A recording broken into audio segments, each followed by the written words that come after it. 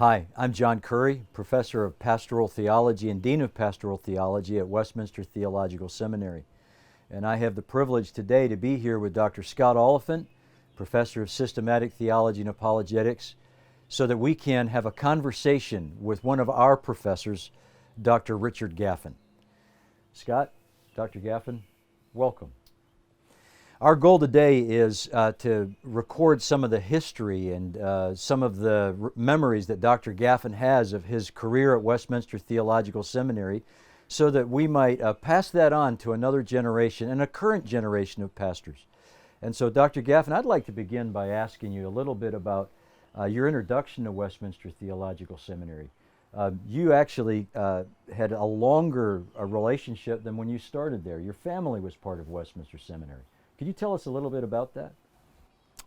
Yeah, well, what you say is quite true.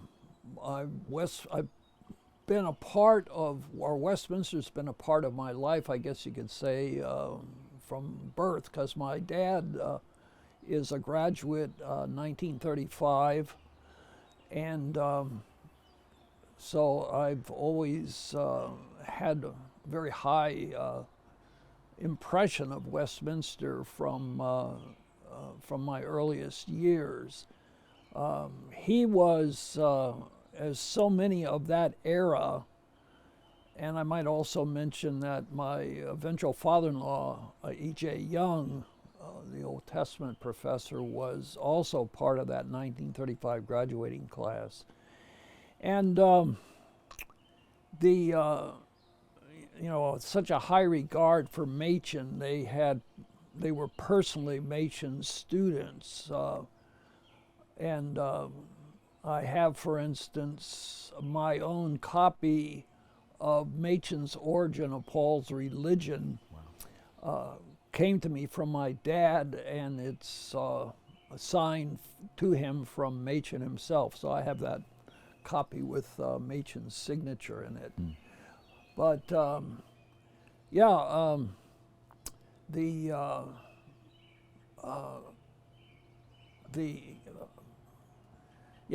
Westminster comes into my life, particularly in my early teenage years, which is where when our family moved to the Philadelphia area, and actually in Wyncote.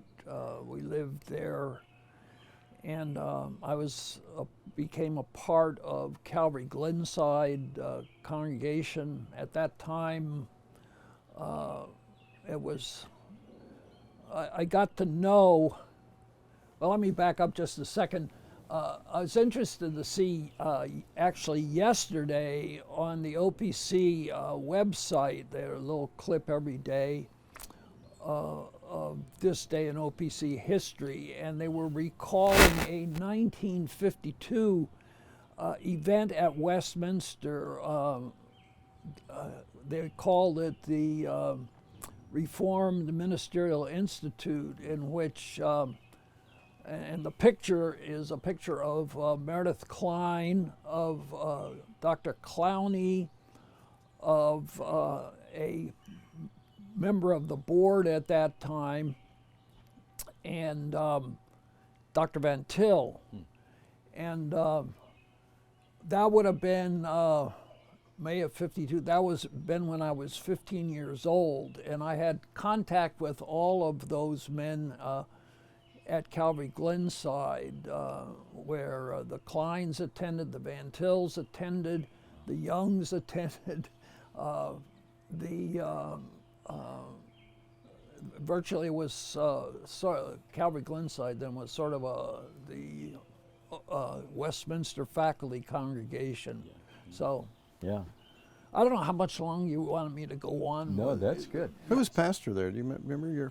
Yeah, the pastor at that time was Robert Atwell. Oh yeah. Yeah, and he had a very strong influence on me. He was.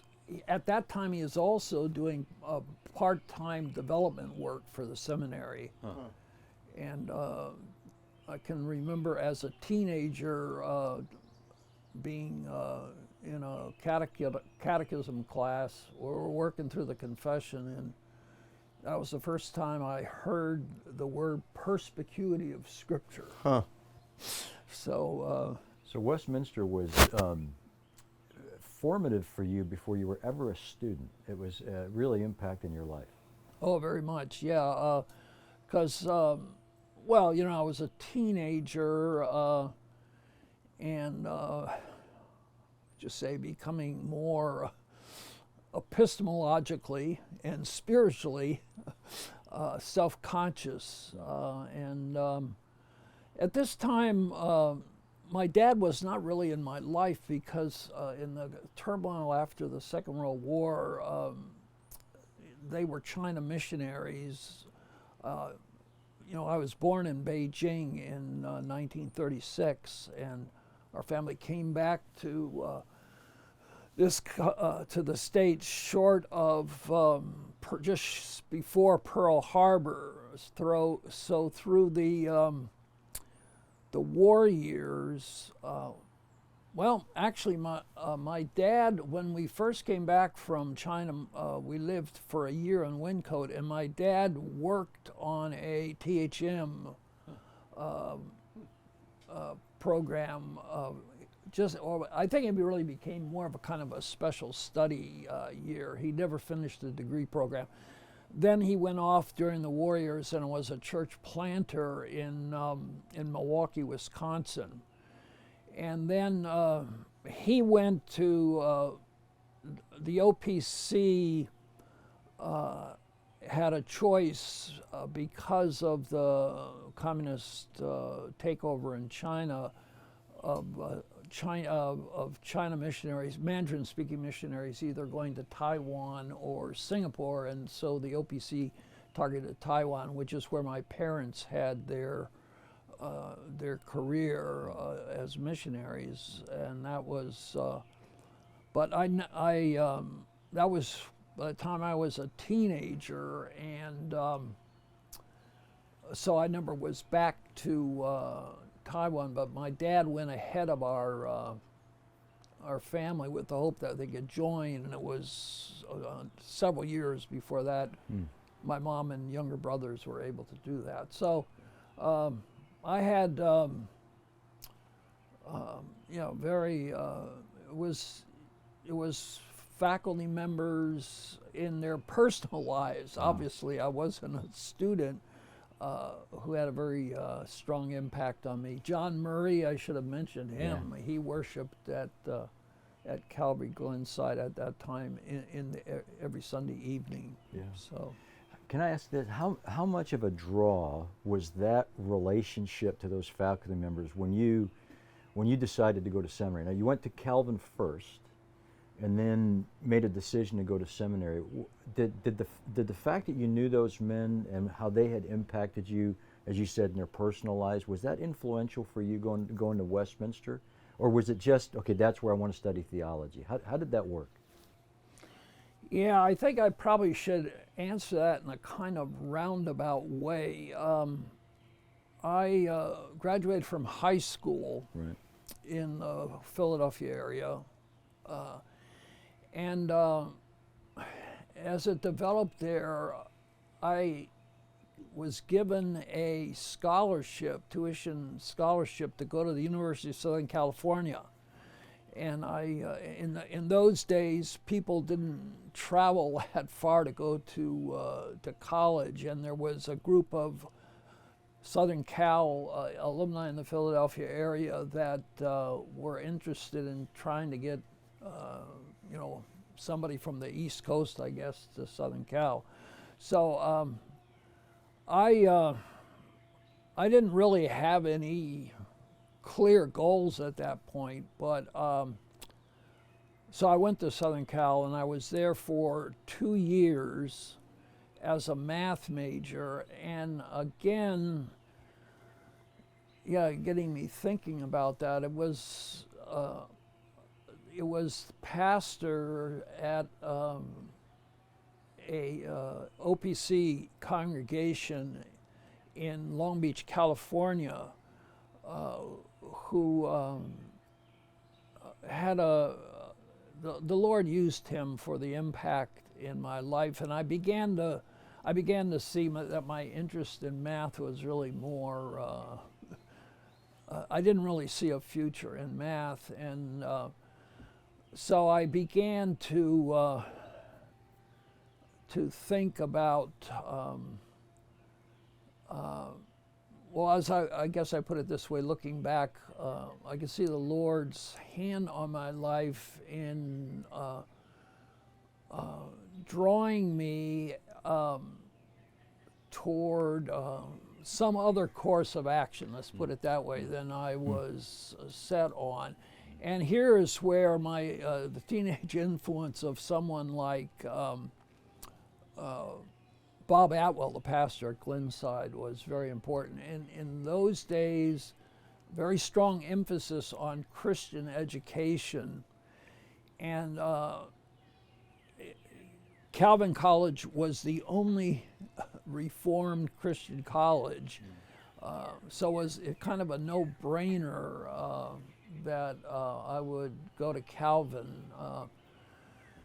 Or if I wanted to get a Christian education. So I went to Calvin and majored in history, minored in philosophy, and finished up a minor in math.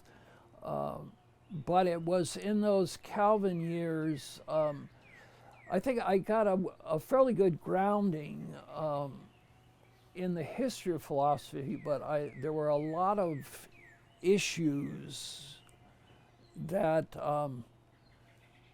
I just was still not settled on. And so for me, it was kind of a no-brainer.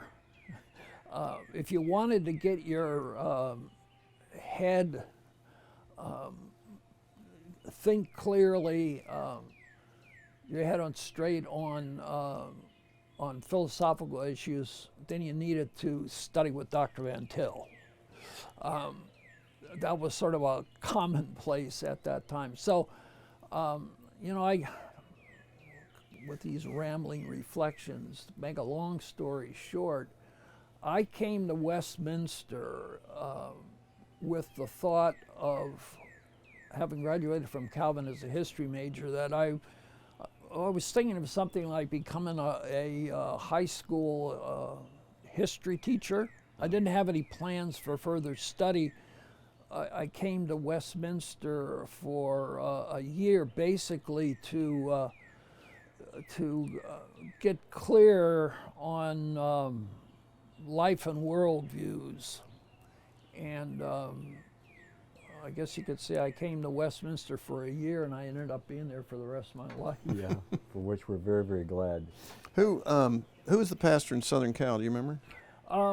Glenn Currie. Okay, I don't know that name. Yeah, he was, and then eventually I was his intern. Oh, really? He went from Long Beach, California to Hialeah, Florida, and so I had 2 years as a Westminster student, as a summer intern with him. Do you remember? Oh wait, I should also remember. Actually, during that period when I was at University of Southern California, Henry Corrie was the pastor, and then Currie came in during that period. So they were both very highly, I regard them very highly looking back. Mm-hmm. Do you remember your philosophy profs at Calvin? Yeah, Clifton Orlovic. Uh-huh. And Evan Runner. Oh, yeah. And I had a course on the pre-Socratic philosophers with Runner, and I think I passed the course. Well, I passed the course, satisfactorily. I came out of that course, I didn't understand a thing. So, yeah, Orlovic was very good on the history of philosophy. Yeah. Not as happy with VanTil. No. I got. He was in the Calvin Forum group that yeah. went after him later. Oh yeah, very. Yeah, it was. There was, at that time, there was a small contingent of OP students at Calvin College, and I roomed with Chip Stonehouse, which Oh, I didn't know was Stonehouse's son, and it was Calvin at that time was, I would say, came away with the impression as kind of it was still very strongly, the student body was, almost completely Dutch. Right. And they were kind of, as a community, was kind of wrestling with how to get out of their Dutch insularity, which, but, this would have been before Waltersdorf and planning studied there, and the time I was there, I think Jellema was on some kind of a sabbatical or leave. He wasn't teaching. And Staub, did he come later as well? I think Staub was in the seminary. Was he? As Okay. I recall at that time. Did you, I just want to follow up on one question. Did you ever sit down with your dad or in some conversation ask him about his experiences at Westminster? Do you remember him telling you anything about studying with this young original group of renegades from Princeton? Yeah, no, I guess the only thing I really recall is just, the high regard for Machen. I don't recall him reflecting on, others in the faculty. But he went out to China in 1935, my parents, under the old independent board. And he was, fully committed to, Machen's stand against liberalism in the church. And then when the church controversies resulted in the origin of the OPC, in those days, between China and the States was a 3-week, at least, boat trip. So without coming home, or without coming back to the States from China, he became an OPC minister when the church was formed. And so he was very, very much committed to, you call it the Machen's movement, but the Machen movement, but the way in which Lord was using Machen for the reformation of the church. When he went to seminary, did he know he was going to be a missionary, or did that happen as he was studying? Yeah, both. The story in our family is that he and my mom met on a train going to a Christian Endeavor conference. I think that was, I'm not even sure if that. Yeah, I've heard of it, but I think it's gone. It was some kind of student group, and my mom was very determined to be a missionary, and they both found out they had that common goal. So I think they were very focused on that. Yeah. Wow. I'm interested in this sort of the common theme so far is the men that influenced you, pastors in local churches, the professors in that local church context.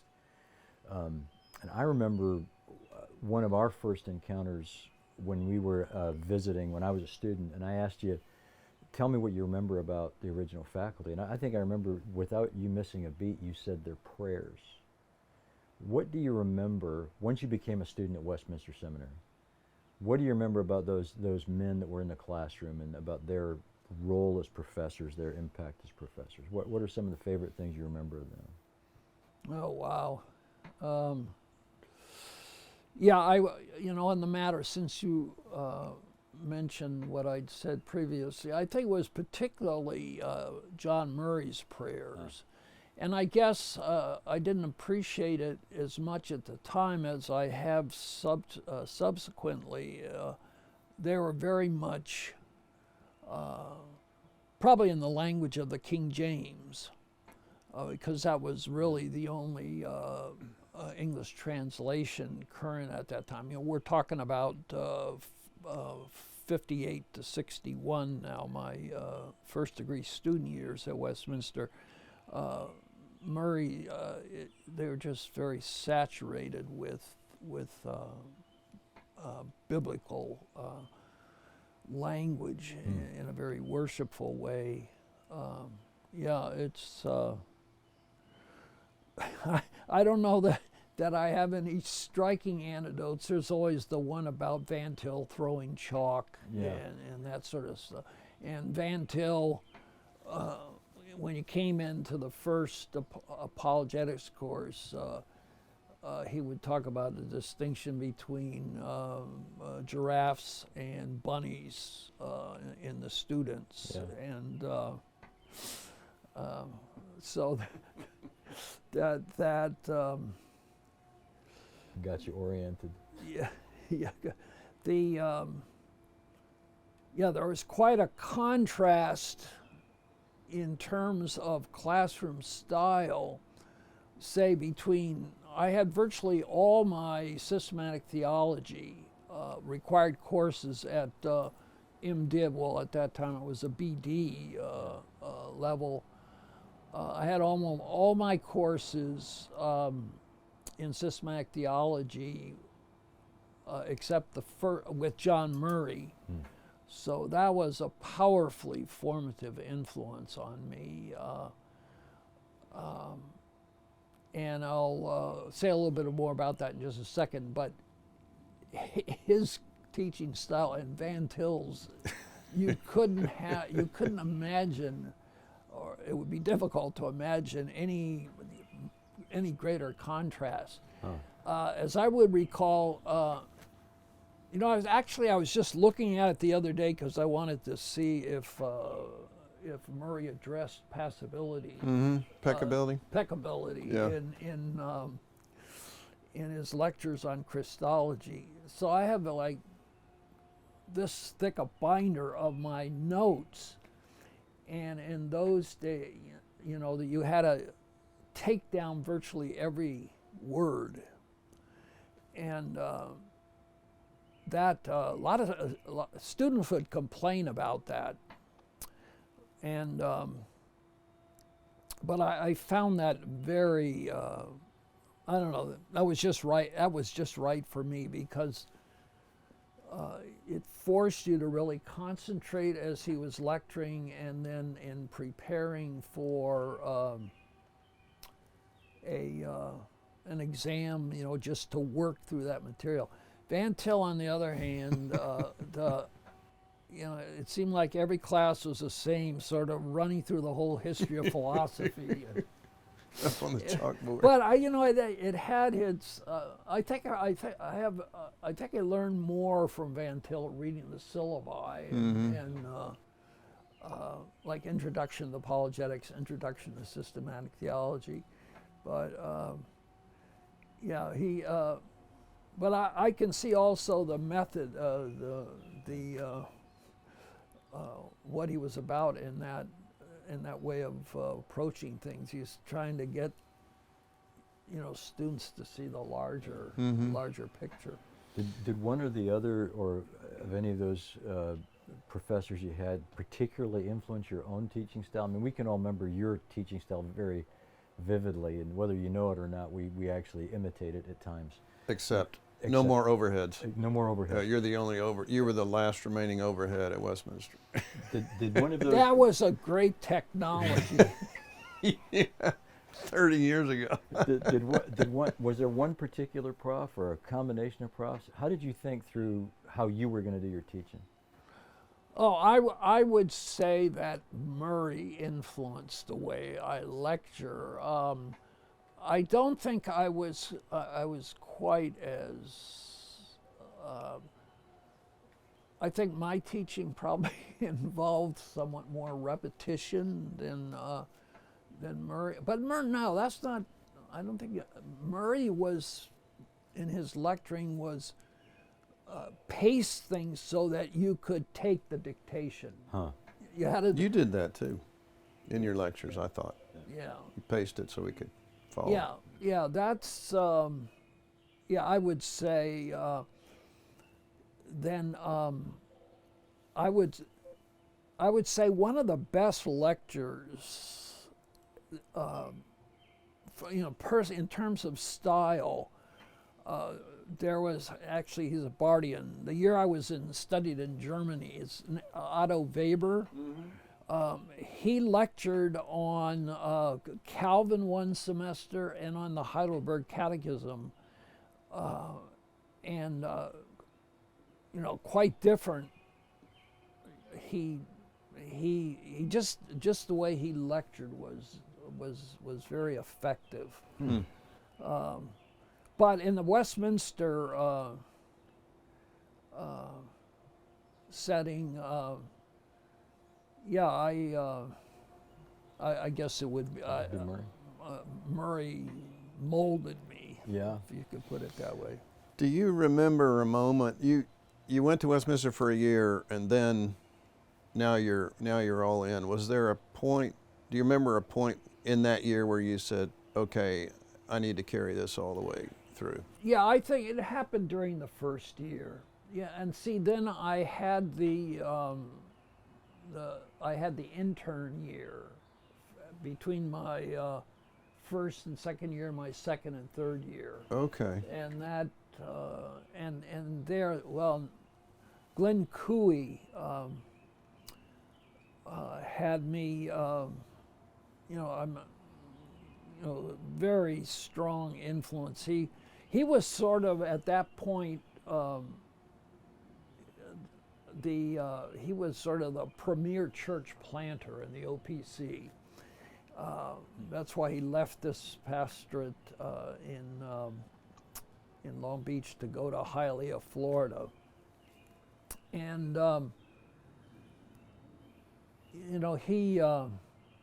he worked with me.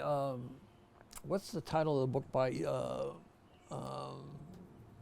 Spurgeon about Lectures to my students? Yeah. He worked through that with me, and he spent time with me on that, and I began to do some preaching, I think that was. What made you decide to do the internship? I was encouraged to do it, and you look back at these situations. That was I just felt that's something I ought to do. I ought to. I think I began the first year to see that the Lord was drawing me into some form of ministry. Did you think it? I've talked about this before. We've all talked about this before. But was there a point where you said it's academics, not the pastorate? Did you ever consider the pastorate? How did that? You've always done your work in service of the church. How did you make that decision to go the direction you did? Yeah, that's. I think as I came toward like in my senior year, I was just drawn to do more study, and then the faculty gave out an annual scholarship, and I'm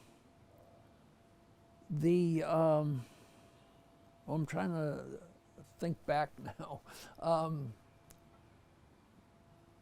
I think that, I think it's still the case. Our Westminster curriculum shapes, I think it provides just an excellent grounding. I think it did then, and as far as I can see, it still does. But it's highly structured, and so I'm not sure exactly how it's influenced, but I began to see that the value of our THM at that time is that here you have a highly structured program which doesn't really enable you to do too much exploration on your own. And I think the Westminster THM at that point, and I think probably still does, enables you to single out an area and focus on it. Mm-hmm. And I can't recall now why I was drawn to, I wanted to do more work in systematic theology. Mm. And I don't know if, I can't recall now what, I'm thinking about why did I focus on Calvin and the Sabbath? But I did. And I suppose John Murray must have encouraged me in that, and because I did that under his direction. Yeah. But that really, that whole year focused me on the importance, and I was really drawn to doing research. Yeah. Mm-hmm. Yeah. And and it was there, and particularly wrestling with the differences between Calvin and the Westminster Standards on the Sabbath, and with also, it's trying to keep a clear scenario here now. Big question, where did I become interested? Where was I drawn into Vos? Mm. Well, I had this course on New Testament biblical theology with Stonehouse, and he assigned Vos. That would have been my senior year or my third year. And I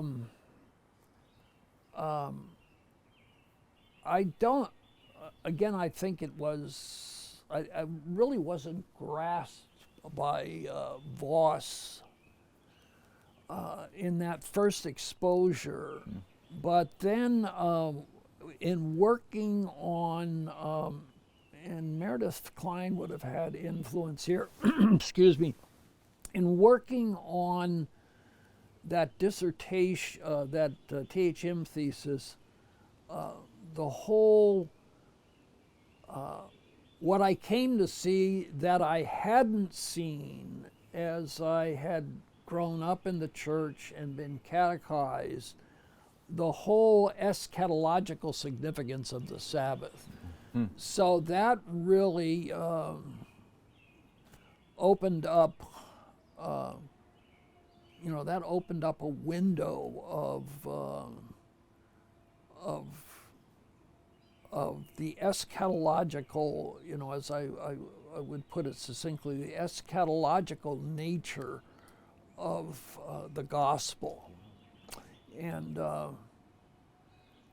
I can remember an incident. Actually, this is,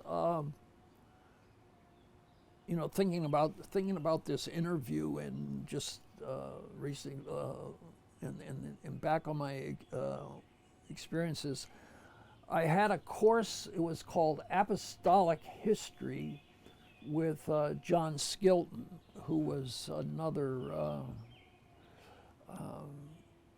just a person I had the highest regard for.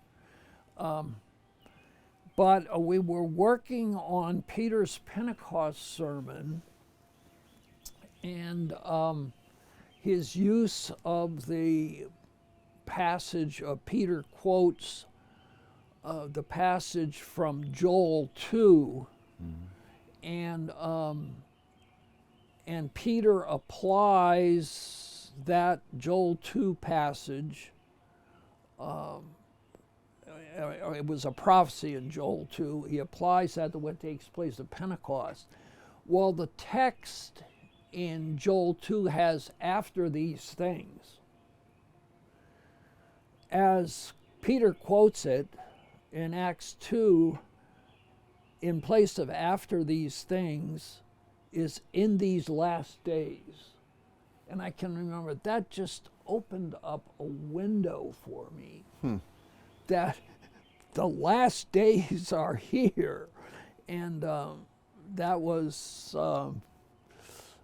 and I think it's then eventually when I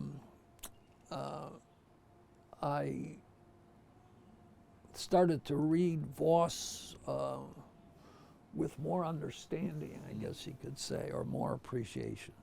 Was Stonehouse your introduction to Vos? That was your first read, as you remember? Yeah. Stonehouse would have been a student of Vos. Okay. Murray, Stonehouse, VanTil would all have been students of Vos at Princeton. And they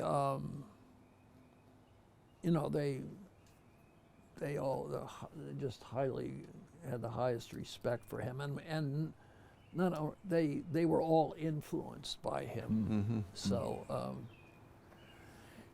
one of the things I think continues to fascinate me was just even as you're describing theological methodology. I didn't know that it was through the study of the Sabbath that sort of opened the window into biblical theology. But as you're talking about that Joel 2, Acts 2 passage, and how paying attention to the text and then following the text, how that sort of opened the window theologically. And, all of us who were your students just recall the methodology in the classroom, how you would work from the text in the light of the whole counsel of God to theological categories and doctrines. Now, we've talked before about when you became a professor and how the curriculum worked.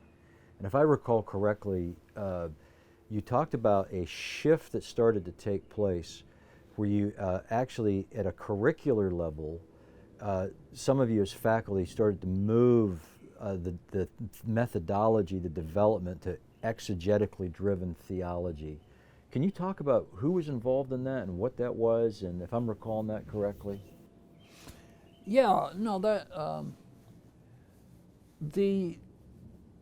I was involved in trying to implement a change that would, particularly in Old and New Testament departments, Westminster was formed,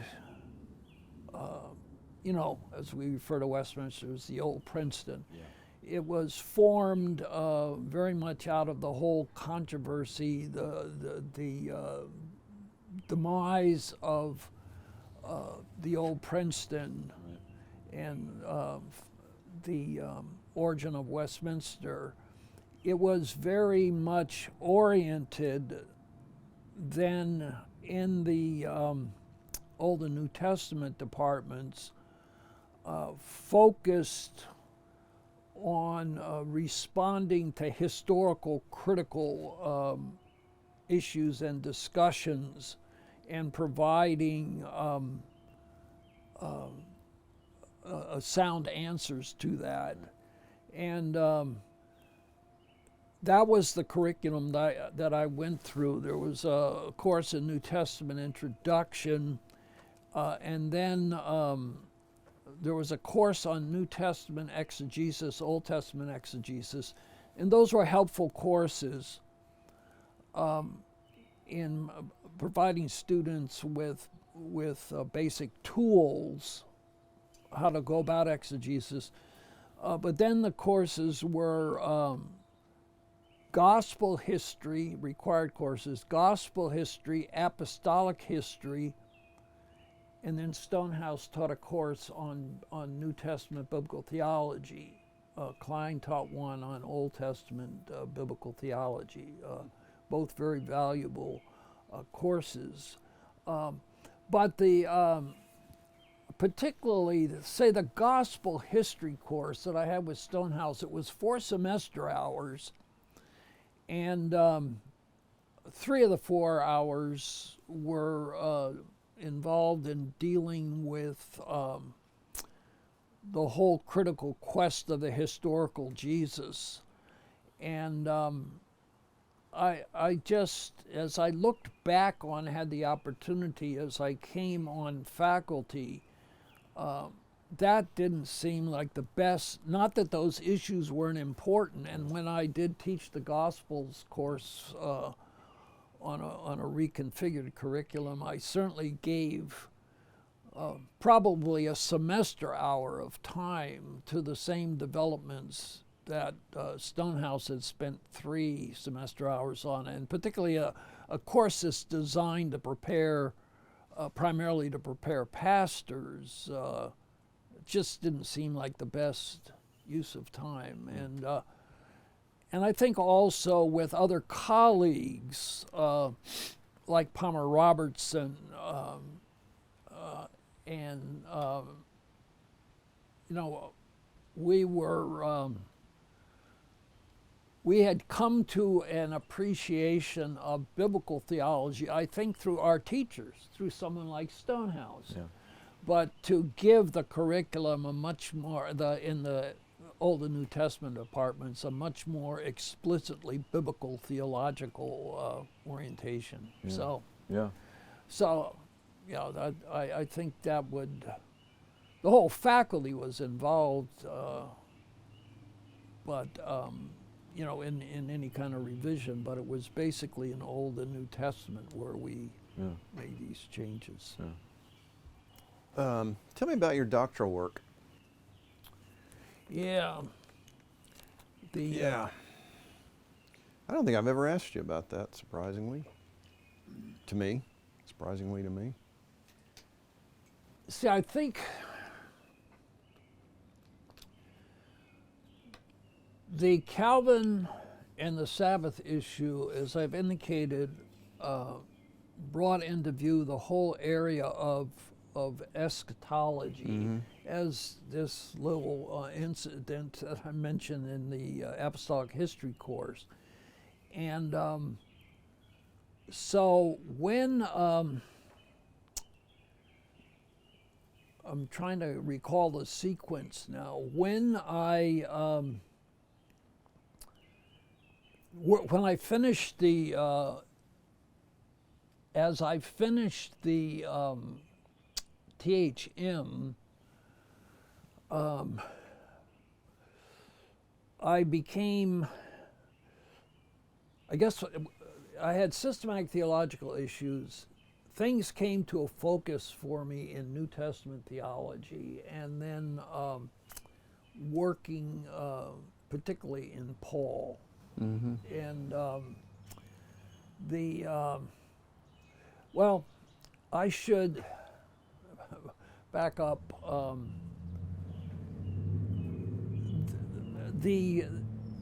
At that time, the faculty made an award annually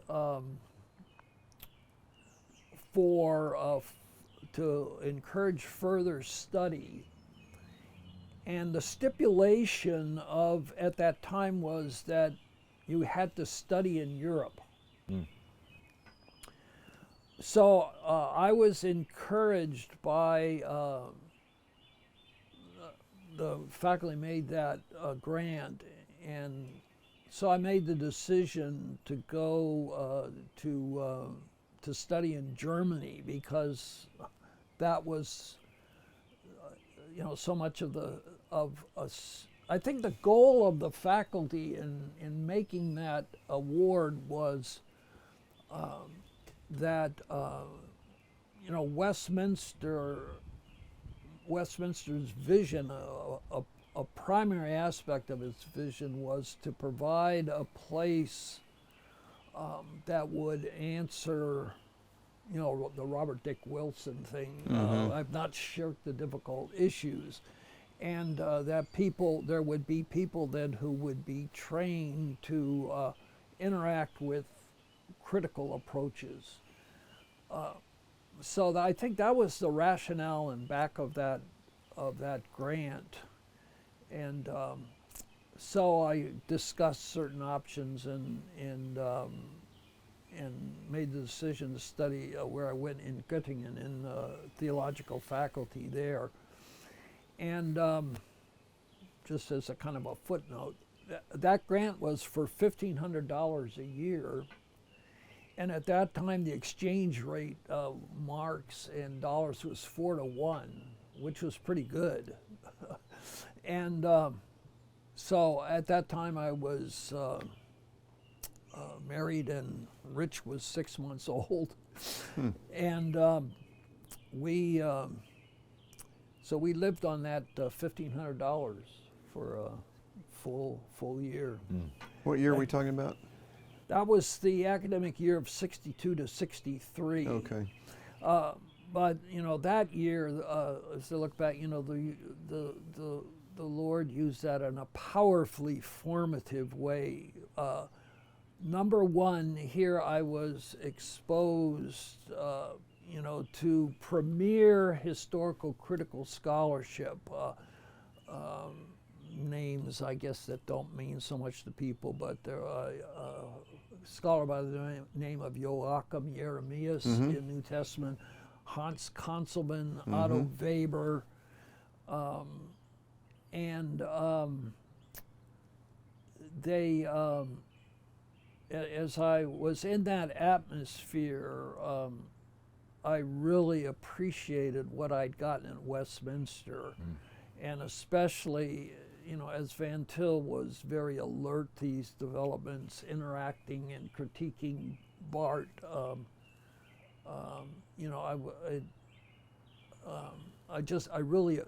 I saw that VanTil really had these folks pegged in terms of their basic, orientation,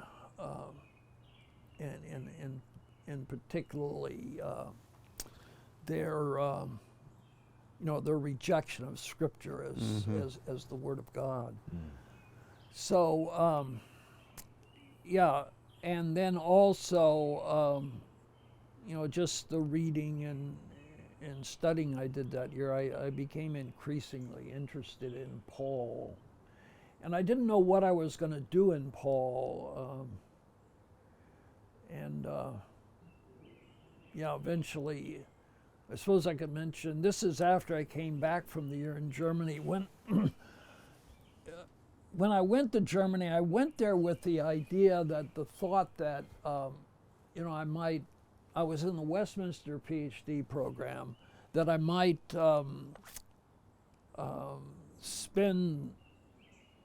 finish a degree there. But it became clear to me fairly early in terms of the interests that I had,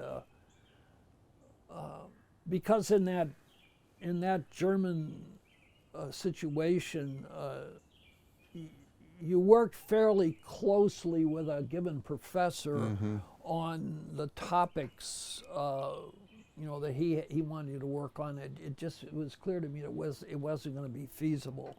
So I came back to the States after a year and continued in the Westminster program. And then 1966, Herman Ritterboss's Paul book appeared in Dutch, and I already had some exposure to Ritterboss from Stonehouse and others, and then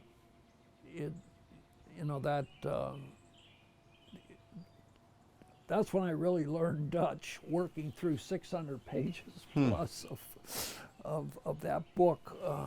But that, and then in the meantime, I just, becoming more and more, appreciative of Vos. So that kind of formed,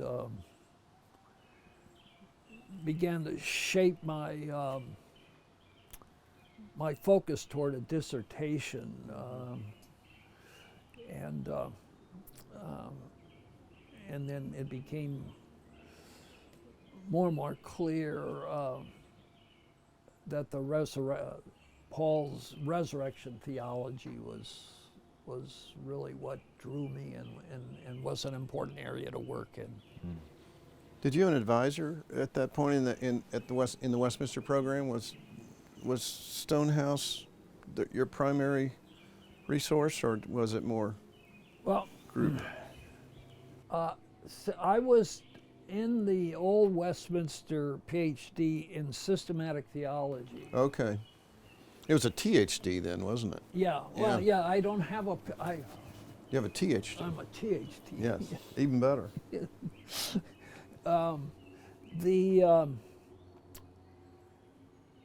So then, there was a lot. The year I was in Germany, Stonehouse died very suddenly. Oh, okay. And then John Murray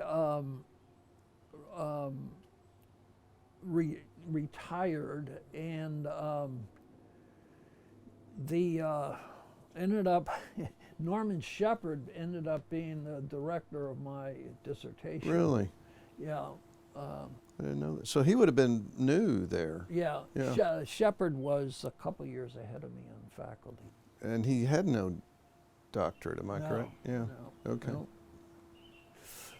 So I don't know if that answers your. Yeah, I'm curious if the resurrection, did you feel like this was something underappreciated in Reformed circles? Was it Vos's influence and you thought this needs more development? Was there something else involved there that put you onto that topic? Yeah, actually I can maybe link this to a question you were asking earlier. I came into Westminster as a very well catechized covenant child, youth. Very grateful to my mom in that respect, as well as pastors in learning catechism and so on. I understood very well that I was a sinner, and I understood very well how the gospel, and particularly the gospel centered in justification, dealt with me in my sinful depravity. That was the answer. But I can still remember very well listening to John Murray lecture on union with Christ. That, I would overstate to say it was a conversion, but I mean that was so satisfying in understanding who I was as a Christian. Mm-hmm. But then union with Christ is union with Christ in his death and resurrection, or more particularly, not that I saw all this at the time, but looking at it, it's being united to Christ, who he is, because he was crucified and is now exalted, resurrected, and ascended. And it's I just at least as I had I probably wasn't listening as carefully as I might have, obviously, as a teenager and so on. That's the case, but the impression I had, the resurrection was obviously true, but it was more, as I might put it, significant because of its evidential apologetic. The idea of, that your life is hid with Christ in God. Or what Paul means when he says, I've been crucified with Christ, I no longer live, but Christ lives in me. That, you know, that's not some kind of enthusiastic rhetoric or overstatement, but I mean, it's very doxological, obviously, but it's, you know, that's a very incisive, you know, doctrinally, theologically substantial thing. I just saw that the resurrection hasn't been, as I might put it, the theological significance of the resurrection hasn't been,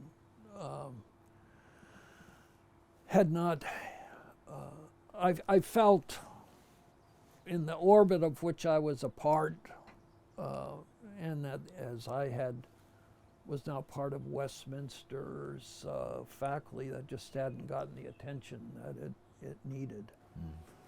And so it's when you so you're thinking about these years, what would you say is the time, if there was a time, when you began to see the importance of the historia salutis? Would that be, would student days have helped you with that, or is that something? I mean, I don't think Murray, I shouldn't speak for him, but probably not in his classes, at least as an emphasis.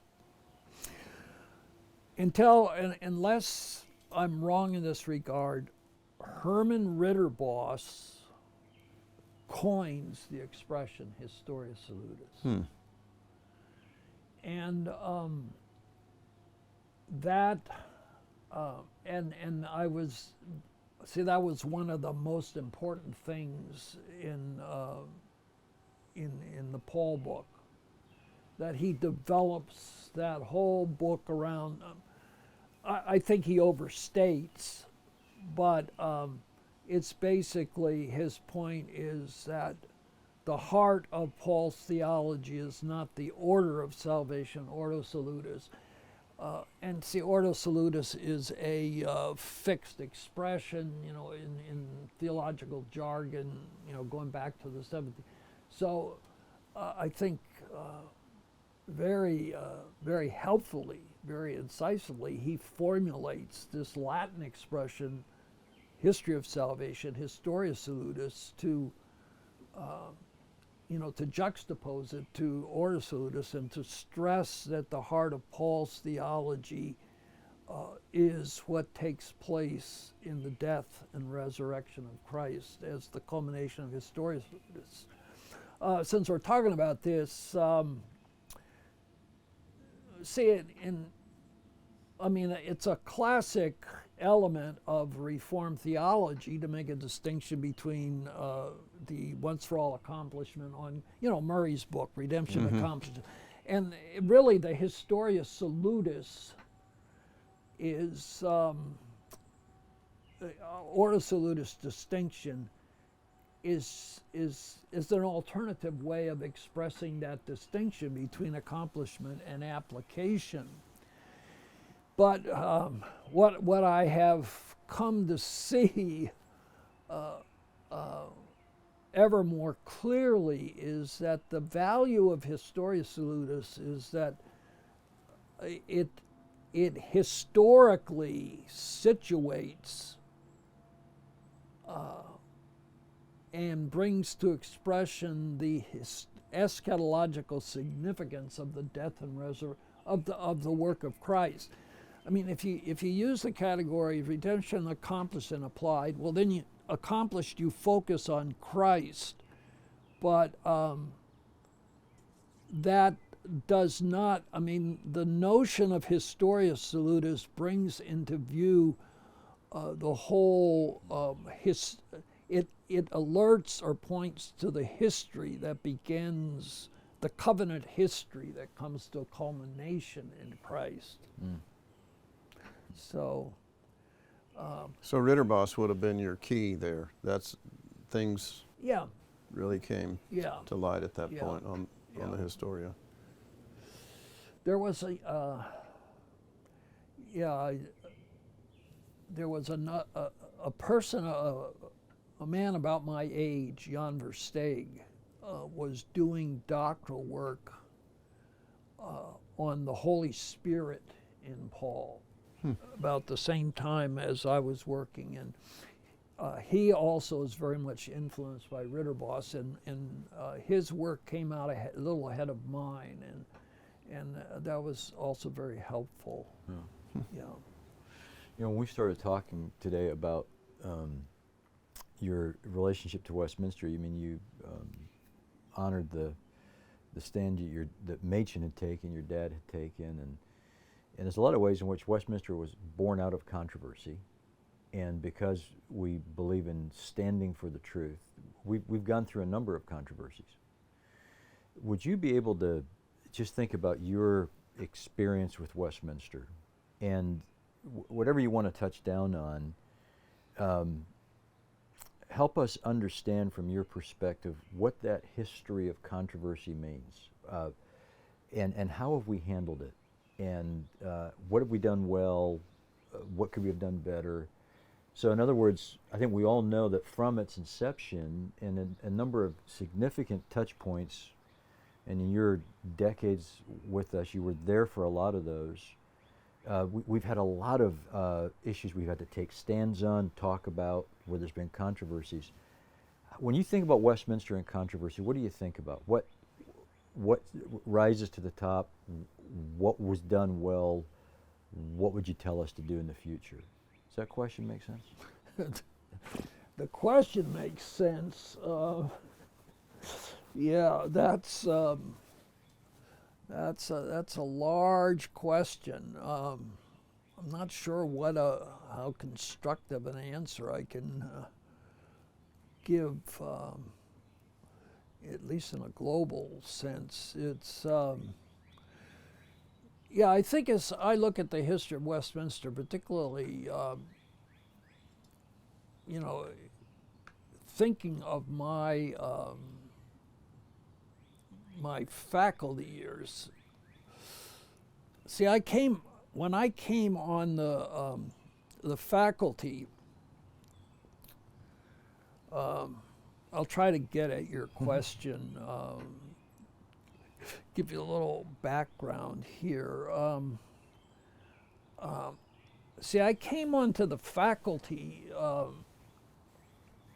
sooner than I probably would have. Well, definitely than I normally would, because of the death of Stonehouse. There was a need in New Testament,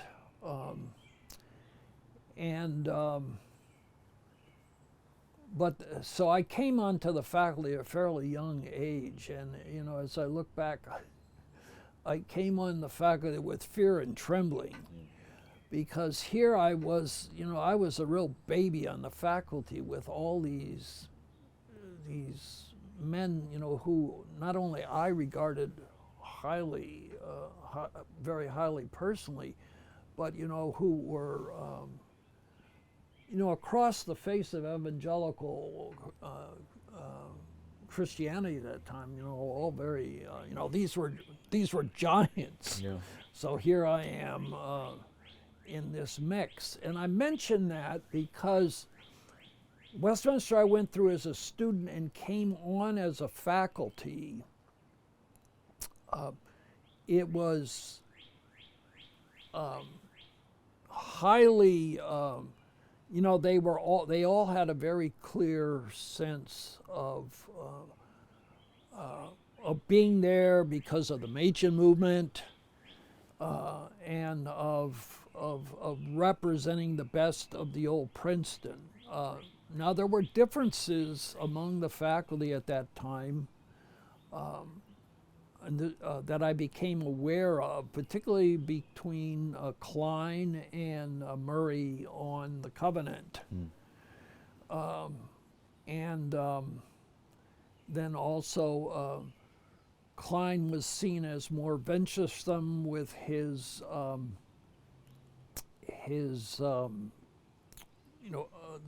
the way he handles the opening chapters of Genesis, and particularly the framework view of the days of Genesis, which both Murray and Young, I think Murray even more strongly than Young, very opposed to that. and I understand, I wouldn't have been part of that because I wasn't on the faculty yet, that there was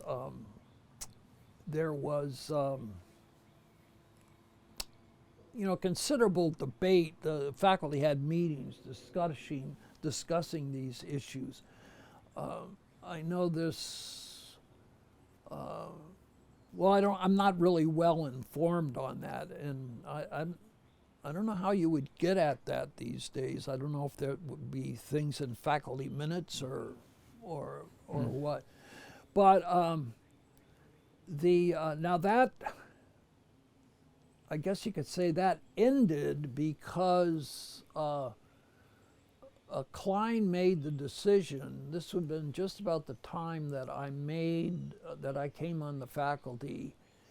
He'd been on the faculty probably maybe 10 years, but he made the decision for family reasons to make the move to Gordon Conwell. So he was no longer in the faculty mix there. But I certainly had no awareness of that as a student, and maybe I should just add this very quickly, overlay. In the meantime, Young is now my father-in-law. But he's the height of circumspection, so he never these discussions going on. I never heard anything about, and it certainly didn't come out. I think as students we weren't aware of that. Mm. So I don't know if there was a. I think that would be the first controversy within the faculty since its inception back in the 30s.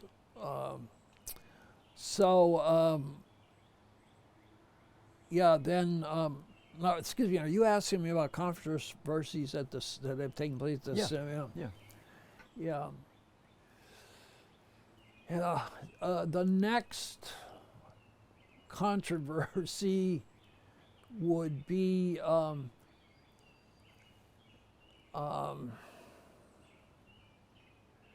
I think there's controversy about the whole direction that the seminary should go.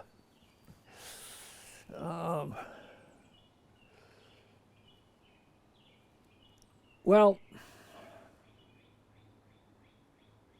yeah, I'm not sure how best to address. Okay, let's go to another question. Well, no, I think you're asking a good question. There's just too many irons in the fire here. See, I think that since you got us going on this,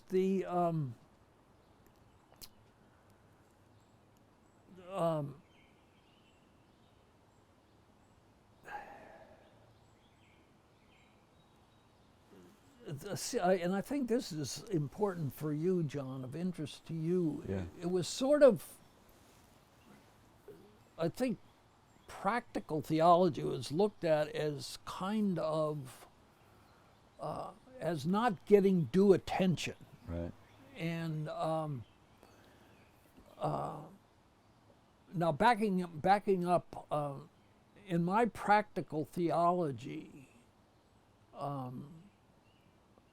I would say one of the most important things I got from practical theology was Clowney's first course on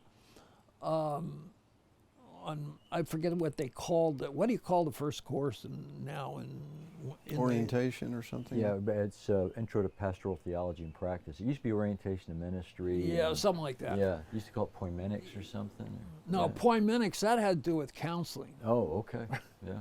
Yeah, what the advice was, when you have a hospital visit, don't sit on the patient's bed. There you go. The most valuable thing I learned from Clowney was how to exegete. Yeah. Yeah. biblical theology.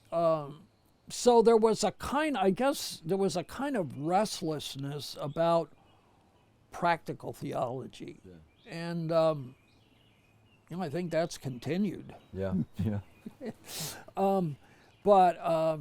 But see, J. Adams comes into the mix, and there and Jack Miller, and well, I don't know, there's so much controversy, but that just sort of broadens kind of the focus of the institution and what its mission is. What was very formative as well is the PCA comes into existence in 1972, and Clowney, that was one controversy that I did pick up on. Westminster goes through its accreditation, and I think it was there was no AATS at the time, or at least Westminster wasn't involved, but the Middle Straits accreditation came up in 1950. No, this would have been, well, I don't know, 64. Comes up every 10 years, right? Mm-hmm. Yeah.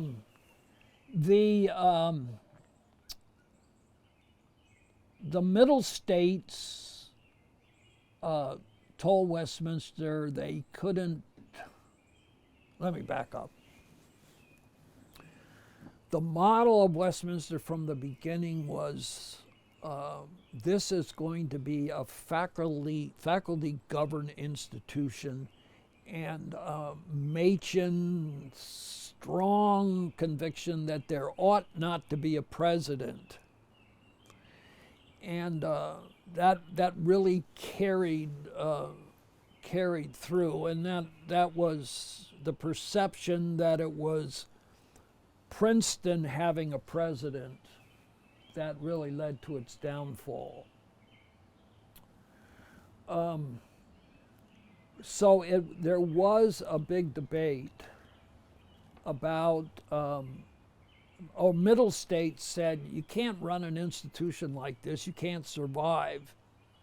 You need to consider having a president. Now, I don't know if it was mandated by Middle States that there had to be a president, but that became an issue, and evidently was debated fairly intensely. This would have been in the years shortly before I came on the faculty. Clowney and Woolley were very strongly for a president. I don't know where Klein was on the issue. I know that Stonehouse and Murray and Young had very strong reservations against it. Where VanTil's probably working on some about Bart at this time. So. He's too busy. Yeah. Reading The White Elephant. Yeah, I don't know. I don't have any impression of it, but I don't know how they worked all this out. I don't know the other. But anyway, they decided that they needed to go with the president, which is how Clowney became then the first president. And then, so, that obviously begins to affect the administration. Looking at things in perspective today, and particularly Westminster as a student, the administration at Westminster was Paul Woolley and a secretary. That was it. And the faculty would meet,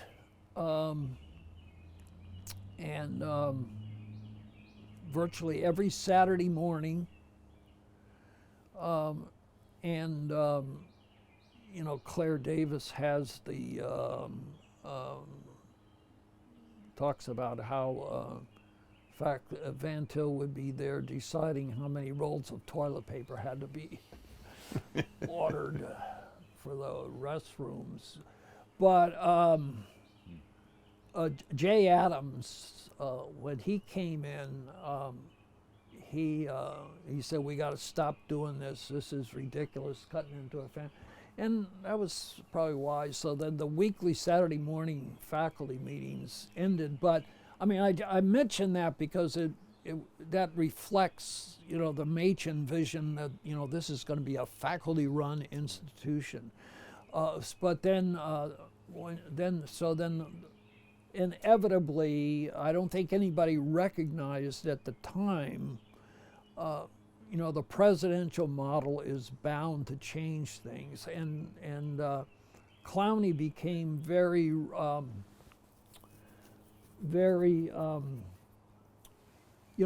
active, particularly in courting the PCA. I don't know how accurate this is, but there was a Presbyterian, Morton Smith, a Southern Presbyterian. He taught at Westminster.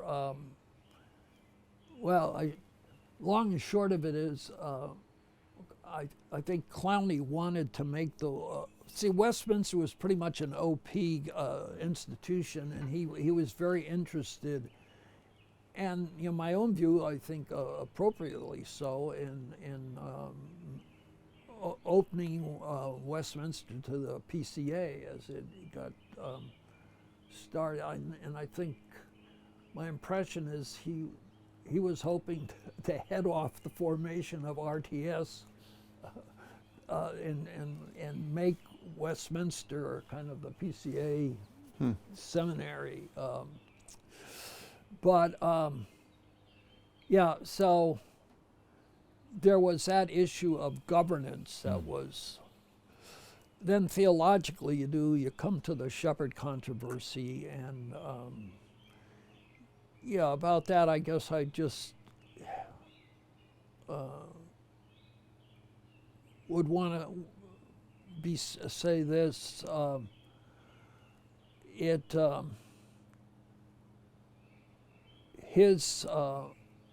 I was very supportive of him because he opened me up to see that a justifying faith is a working faith. And I think the pushback that he got, his formulations were not as clear as they needed to be. But I felt that those who were most opposed to him were not really appreciating what he wanted to emphasize. Now, the other side of that is subsequently, I think that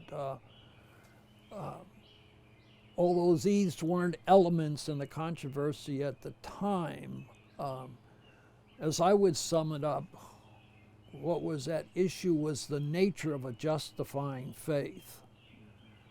I think subsequently, as the board, now how could that, you asked the question, how could that have been handled? The board, in effect, it was very clearly a deeply felt, some more deeply felt than others, theological controversy, but the board, the faculty couldn't resolve it, so it went to the board, and the board eventually ends up making an administrative decision that satisfied neither side.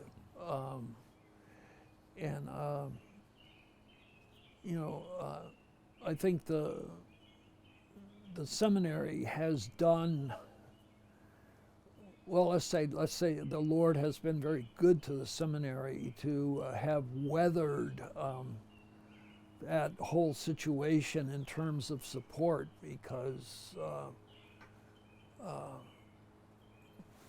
at least at that point, the way the decision was made, obviously the people that the decision to let Shepard go was, that pleased a lot of people. But I think subsequently Shepard has taken views that I can see are coherent with what he took in the views he took in the controversy, but where I haven't been able to follow him basically on denying a covenant of works and that Christ's active obedience is imputed in justification.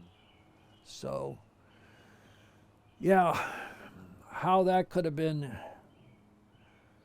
I don't know. I think somebody at some point, I'm not prepared to, well, I don't know how to judge that situation. Should the board have made a decision, a theologically based decision? But maybe that was the best. Maybe the way things were handled was the best way of going about it. You'll get other opinions on that. Sure. Now, would you want to talk about a little bit? Give us some of your reflections on. There's another defining moment, early, mid-2000s. We come into over the inerrancy of Scripture, and the debate over I, and the faculty engagement over that. Can you help us just reflect for a few minutes on what was at stake there? How did that come about? And you've reflected on some on how we engaged it, resolved it. Can you look at that issue a little bit for us and help us reflect on what was at stake and how it was addressed and what we should learn from it, if you're able to think about those categories? Yeah. Well, I can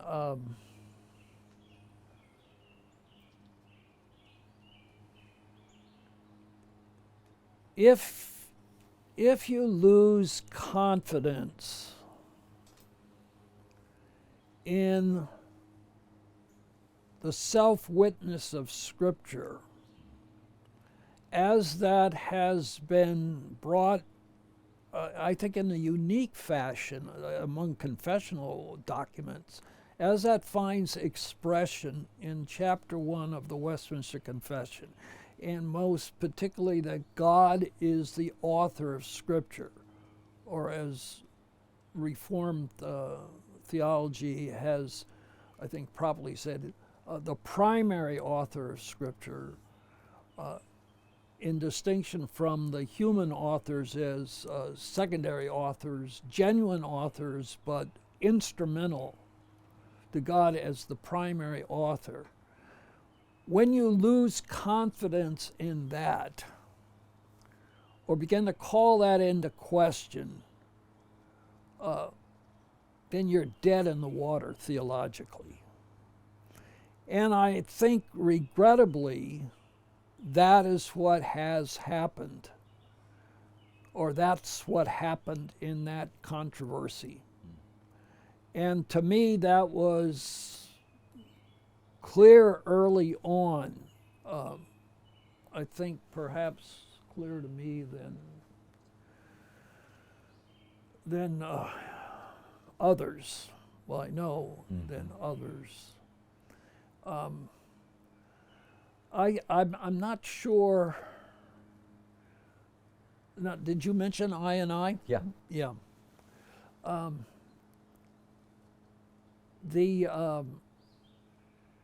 I think the appearance of I put the seminary in a defensive or reactive position.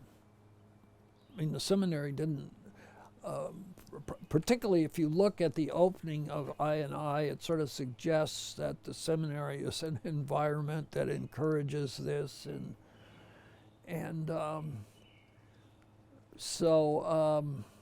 well, you know, back up. It points to the value of good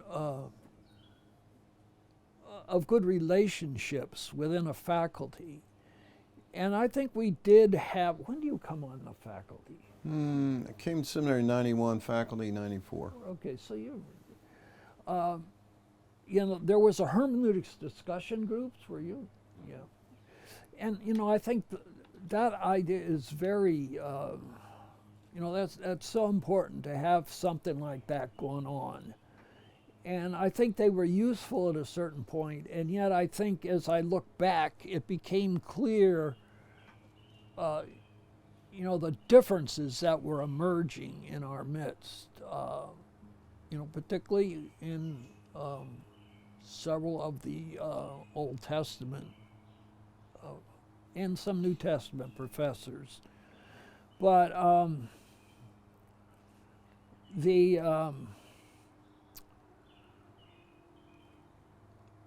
yeah, I think what was also a precursor as I look back, and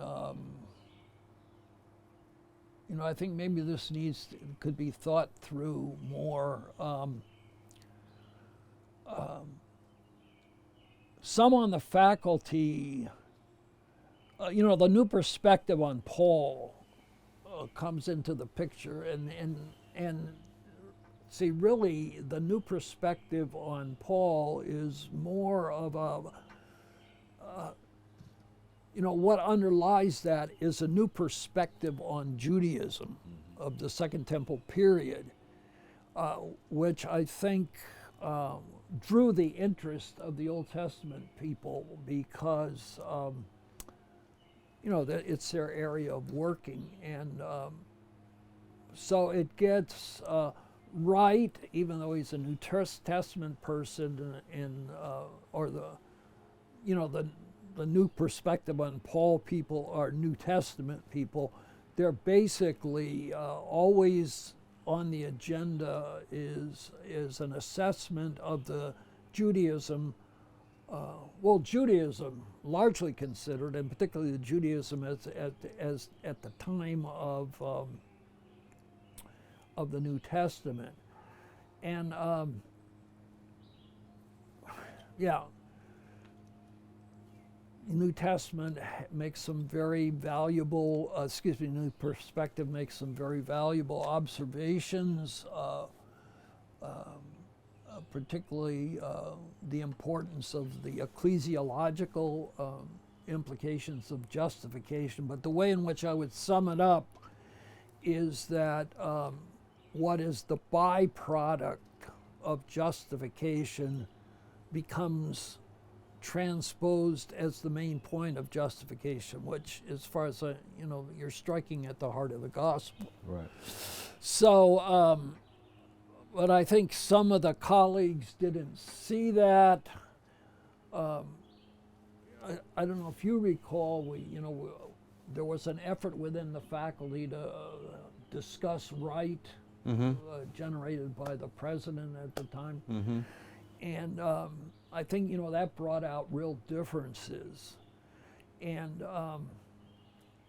we, as part of that, this is that faculty, this is I think more formal faculty arrangement. We became aware that Pete Ince was working on on this book, and he ran material by the thinking of the faculty at lunch that had to do with particularly reassessing Genesis in terms of myth. And as we came out, my understanding out of that discussion was that we, you need to go back to the drawing boards on this. And then the next thing that we knew, the book was published. And I don't know what to say further. That I think that if I recall correctly, that's pretty much coincident, the appearance of the book, with the beginning of the Lilback presidency. Mm-hmm. And I think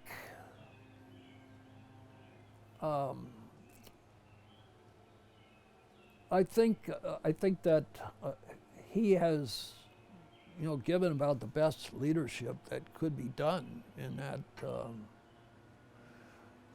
in that situation. Yeah. I don't know how it. Well, let me put. I don't know how it could have been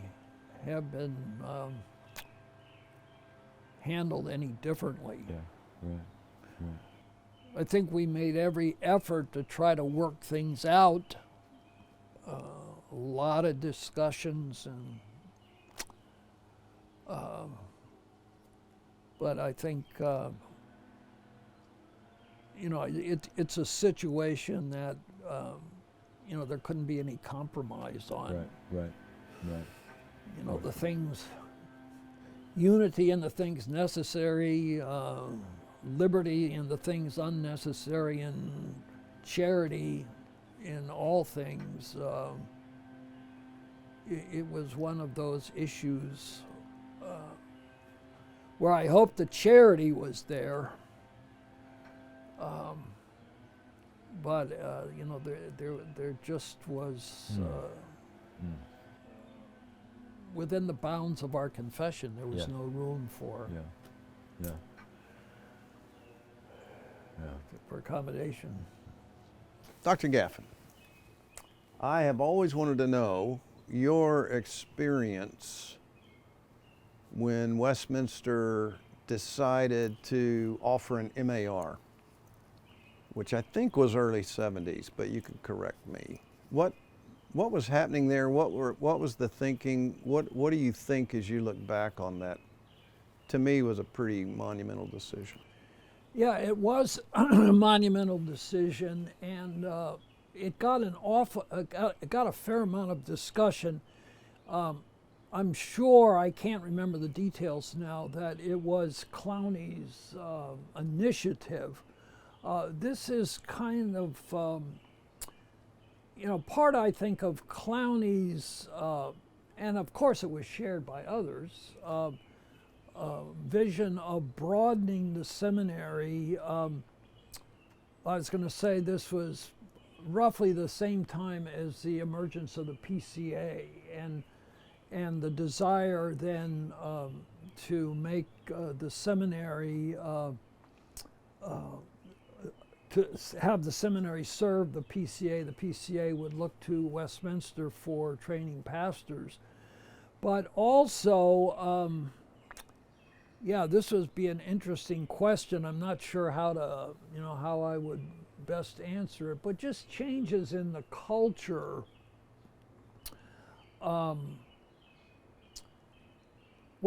Backing up, remember I said earlier that I came to Westminster with the thought of spending a year there to get Christian worldview input from VanTil. And so there were always a minimal number, and I'd stress minimal number of women who would come for similar reasons. I would say trends in the church, some denominations moving to women's ordination, but just the developments that were leading godly Christian women to be looking for more opportunities of service in the church, short of ordination, and interested then in a theological training. You know, just backing up for a second, it was John Murray's eventual wife who was a medical doctor at Jefferson Hospital in Philadelphia, who they met as she came to Westminster and set in on classes.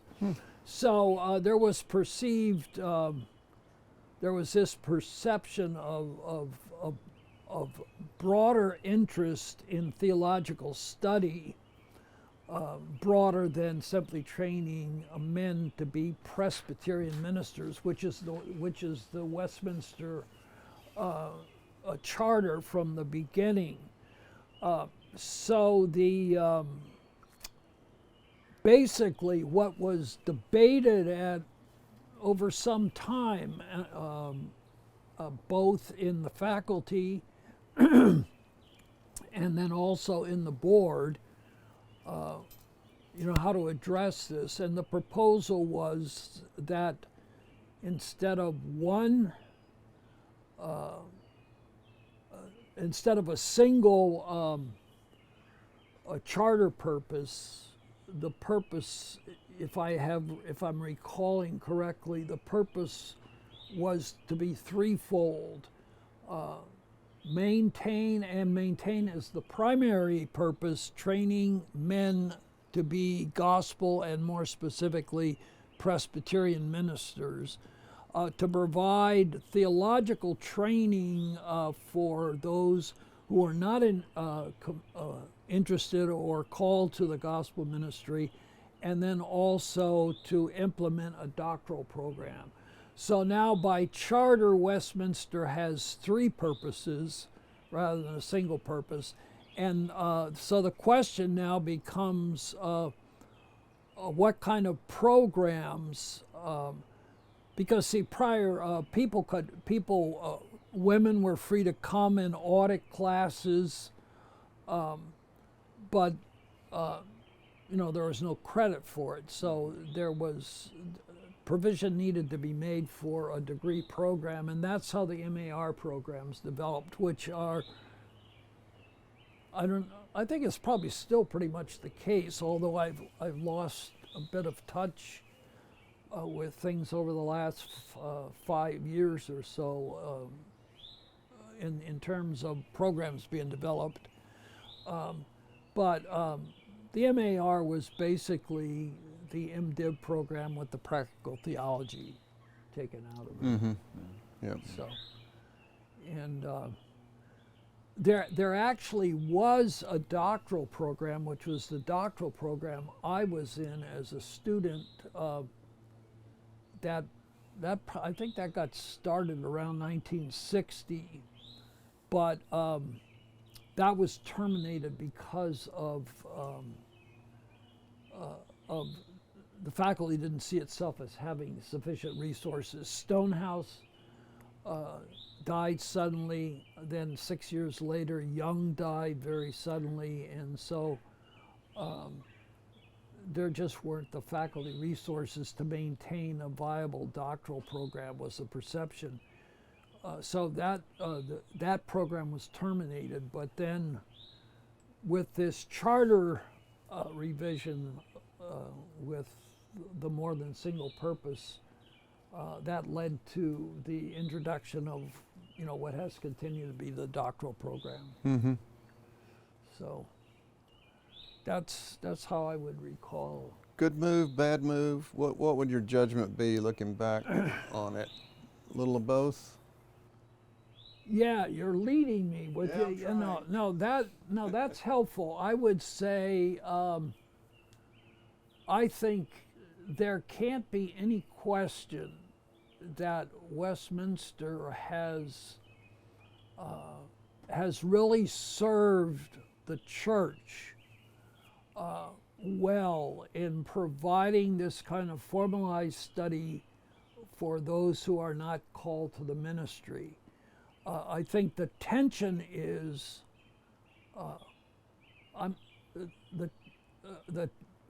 there is potential tension, and perhaps it's been more than potential. I think I don't know, I can't quote the exact language of the charter, but at least I think the language and my understanding, and I think of the faculty, was that the MDiv, what's now the MDiv, what had been the BD, is to be the primary purpose.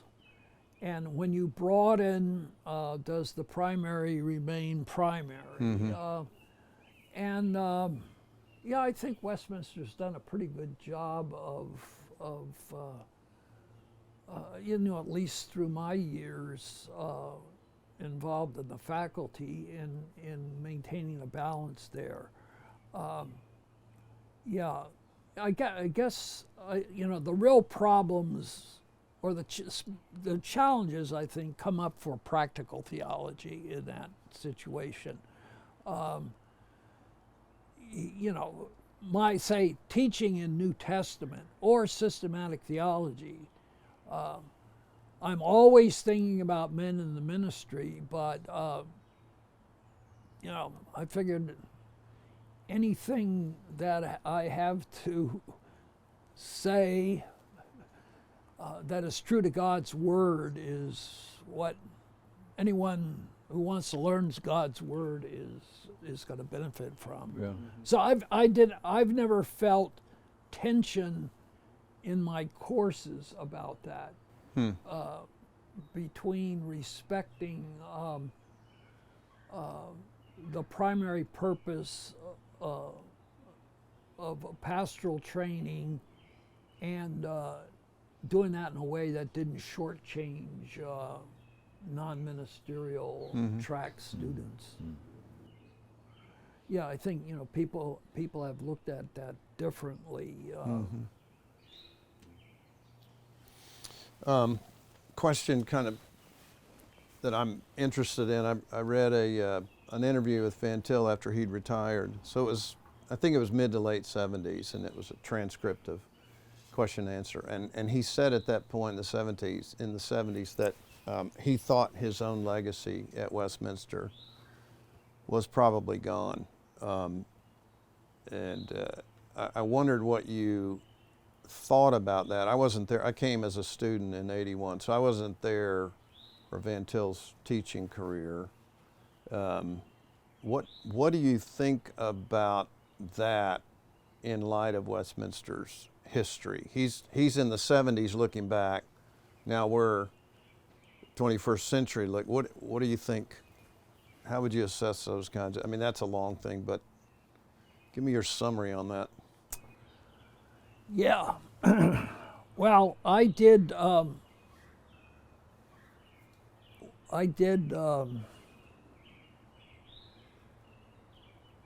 it was in, well, let me get at it this way. Okay, VanTil was a unique and inimitable person. Well, we're all inimitable in a way, but he was such a strong presence, and yeah, I'm not sure how much to say here because this gets into personalities. Yeah. But see, I think I can't help but believe.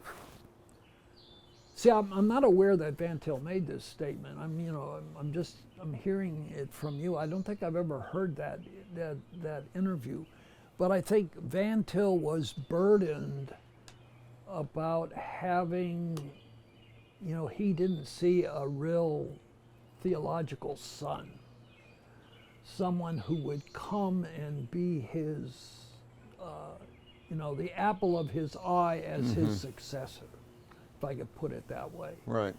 And, I think it was at this time that, there was some controversy about, as John Frame came into the mix, of how, was he going to carry on the VanTil legacy, and Frank, this is before you were around, so Yeah. who knows? Yeah, but VanTil was very, it's from VanTil that I learned,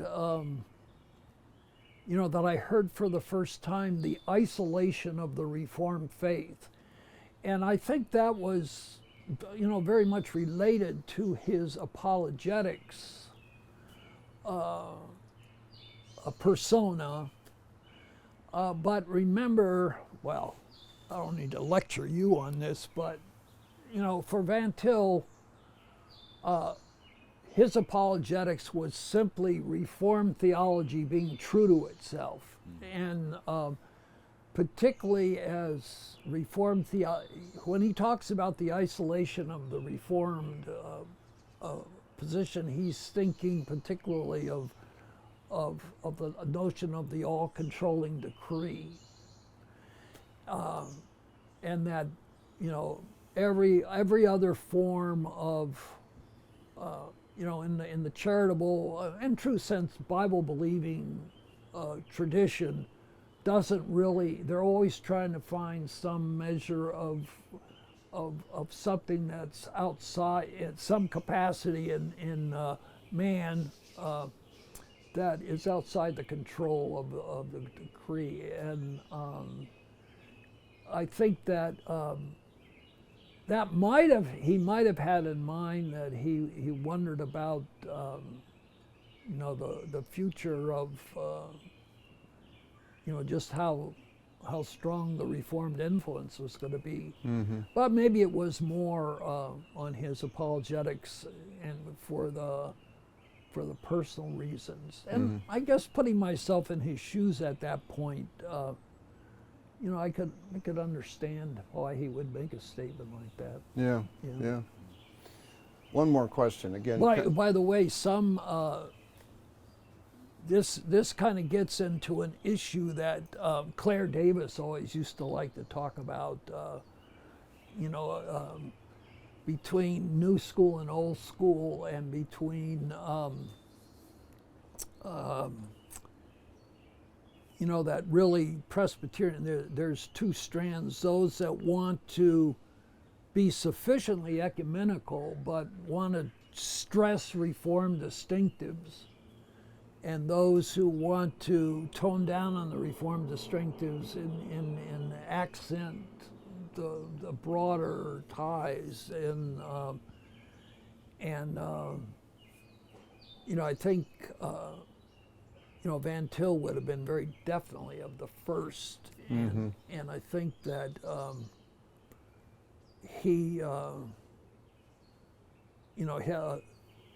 there was some faculty that did not like that way of talking about it. Things like, it just pops to mind on the spot. VanTil died in 1987. They had a memorial service, and I was asked to make some remarks, and I referenced that comment. VanTil had stood for that, and afterward, at least one colleague, and I knew the others, let me know they didn't like that, talking about the isolation of being Reformed.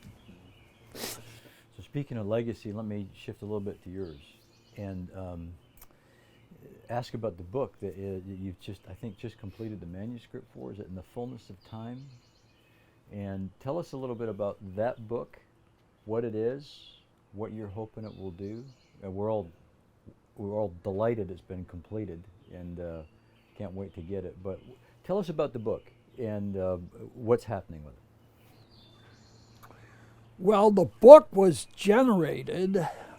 It was not an initiative of my own, but in fact, I don't know that I would have ever thought about it. The project, the way it's unfolded. Jared Oliphint, through contacts that he had at Crossway, I was sort of contacted with the idea that my Acts and Paul, All right, I started out in New Testament for 20 years and taught exclusive New Testament courses. And then with particularly turnover in the faculty, there was a need in systematic theology. And so my interest had always been on the sort of the intersection of New Testament theology and systematic theology are, and I picked this up from Murray, particularly if you take a strong exegetical approach to systematic theology, then there's going to be such an integration, and that interface is always of interest to me. It's kind of a roundabout way getting at your question. I hung on. When I transitioned into systematic theology, I hung on in the New Testament required courses to Acts and Paul course. So I taught that course, actually I was had occasion to look at my notes. I started teaching that course in 1972 and I taught it through 2010. So, and then actually a part of the Paul part in 2015.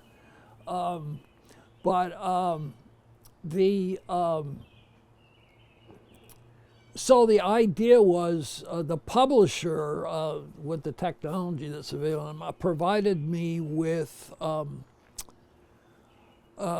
electronically transcribed text of the audio lectures from a particular year, 2005, when I gave it course. And so that was sort of the base, and the idea was that I would put the course material in some kind of publishable form. I think the idea, at least I had kind of naively, as it turned out, that it would be I'd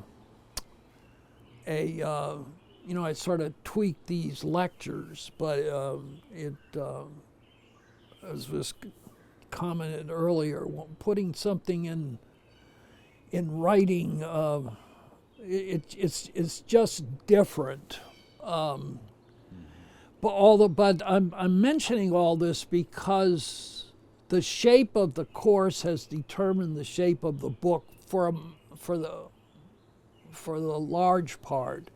So it's basically, the way I put it, the book intends to provide, assuming someone has had some more or less undeveloped exposure to Acts and Paul, kind of an initial deep dive into the material in order to get an overview on Acts and Paul.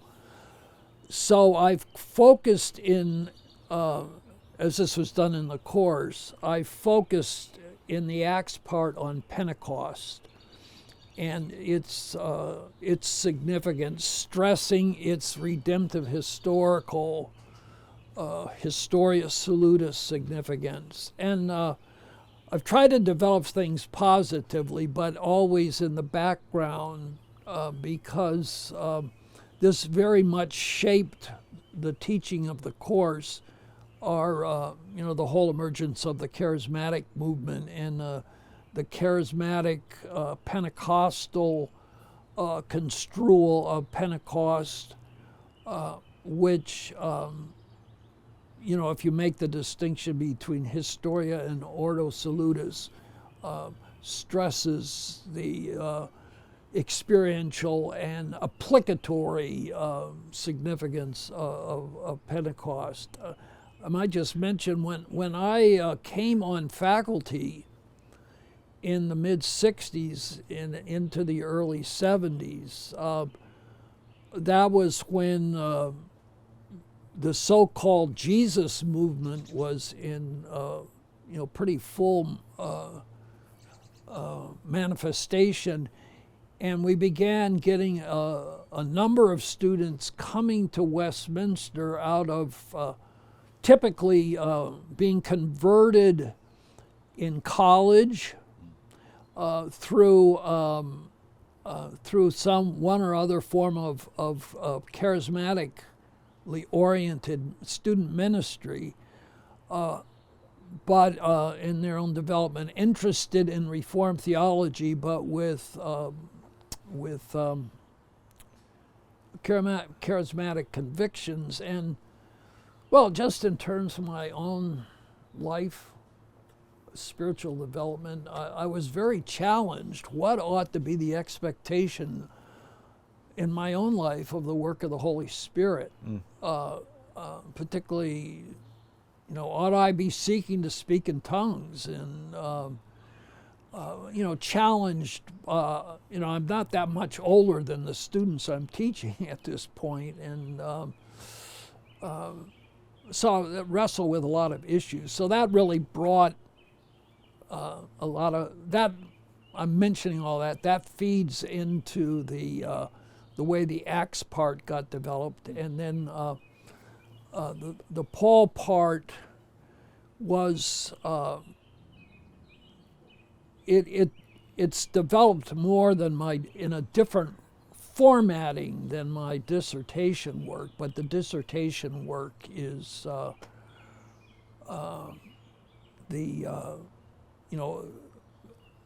I basically that shaped how I handled the Paul part of the course. So that's a kind of long roundabout way of answering what do I hope. I don't see myself as having produced a volume that is interacting with my academic peers, whoever they might be exactly, but for someone who wants an initial in-depth exposure and the capacity on their to develop in their own ability to look at the theology of Paul and of Acts. And it is very much a volume that deals with theology.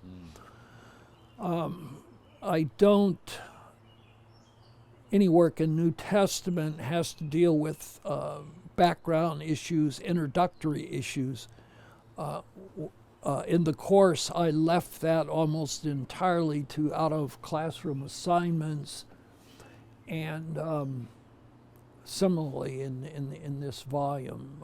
So far as Paul is concerned, it's not sort of going through letter by letter, but what is the theological, you could even say substructure, that gives rise to what comes to expression in the various letters. Are you? Do you see it having value for pastors, preachers? I would hope so. I think particularly, we haven't talked much yet about formally about biblical theology. But to me, biblical theology is not following Vos, especially, it's basically doing justice to biblical revelation as it's been given through a historical process. In other words, the Bible is a record of the history of special revelation. Its own production is part of that history. And I think pastors need, well, let me back up one step. If you're going to preach, maybe I could put it this way. If you're going to preach, you better exegete. Yeah. You could paraphrase Paul. He says in 2 Thessalonians, if you don't work, don't eat. You could say, if you don't exegete, don't preach. But so then the issue is how do you exegete? What is sound exegesis? And that's where I prefer the adjective biblical theological to the noun nominative expression biblical theology. That it's basically a methodology of sound exegesis. That biblical theology is not really an alternative discipline to, say, systematic theology. But this gets into somewhat now the relationship between biblical and systematic theology. But I would just, I would always, Murray, I can hear him saying this. Exegesis is the lifeblood of systematic theology. This is our confessional commitment as an institution. You don't want confession, Westminster Confession, chapter 1:6. The teaching of Scripture is its explicit statements, whatever follows by good and necessary consequence. Of course, that's the challenge. Is the consequence really good and necessary? But it's always the doctrinal wholeness, the overall teaching, the unified teaching of Scripture, which is what we attempt then to capture in confessional statements and also in systematic theology. That has to be based on exegesis always, and biblical theology is indispensable to sound exegesis. And as I hear, simply because preaching is such a challenge, I think I listen to more charitably than a lot of people do to especially young preachers.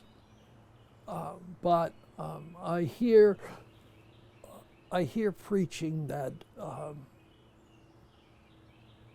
is not really, as its development makes points, doesn't really flow out of the text. Mm-hmm. And I think that's where, because there's an inadequate appreciation, I won't say of biblical theology, but there's an inadequate appreciation of the history of revelation flow. You need to, particularly in preaching from the Old Testament or from the Gospels, you need to have that awareness. So, your question, I'm hoping that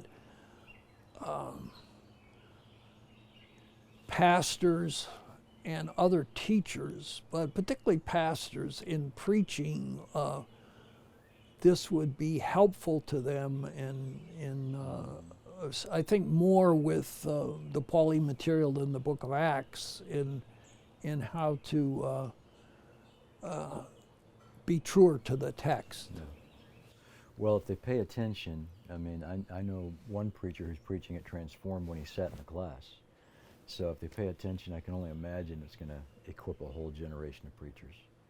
Well, speaking about the relationship of exegesis and systematics, you wanted to ask about a couple of professors that Dr. Gaffin used to work with. Yeah, I was just curious, since I had them both in class and then also friends and colleagues. When you decided on Silva, just reflect on that, and then Ferguson after him. I'm just looking for if you remember any specifics about, because I think Silva and I came at the same. I was a student. It was his first year to teach.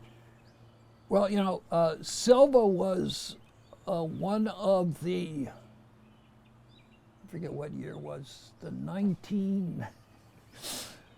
late 1967, say, Bob Jones triumvirate. It was Silva, Ray Dillard, and an OP pastor had a very effective ministry, Larry Menninger. Oh, okay. Yeah.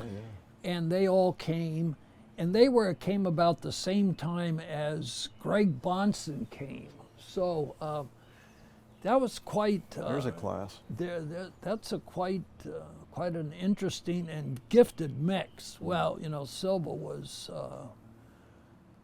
just outstanding as a student as well as Ray. But we had a need. See, the New Testament department, of which I was the chairman. I guess, do we talk about chairman anymore? We kind of do, sometimes. They, okay, there was John Skilton and myself. We were the main faculty members, and then, and I should, since we're talking about this and the purpose of this, I am just so thankful and so grateful in my earliest years, the way in which John Skilton handled me, if I could put it that way, coming into the department. See,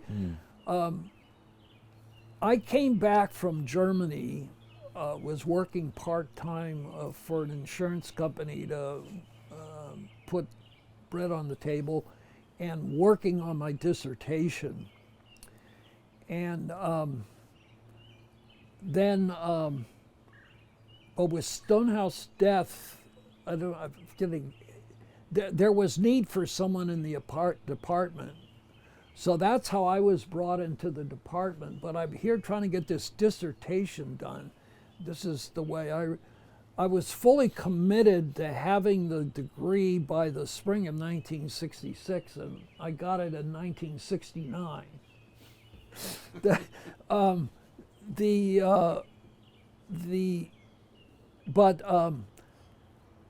Skilton, as he brought me into the department, he didn't try to pile more on me than I could handle with trying to work on the dissertation.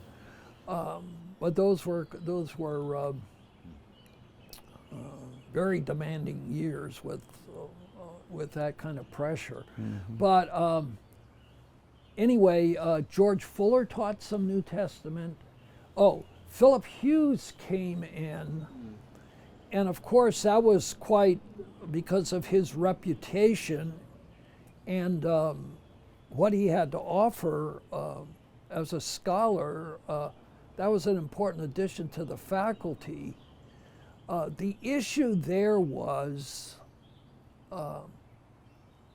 and that I had to deal with as a much younger person, and he's an internationally known scholar. Here we come to a controversy. I hadn't thought about this in years. Should he become a voting member of the faculty? Now, he's an Anglican. And there was some division about that, and my own view, rightly or wrongly, I could see being second guessed on this. Dr. Hughes took the position that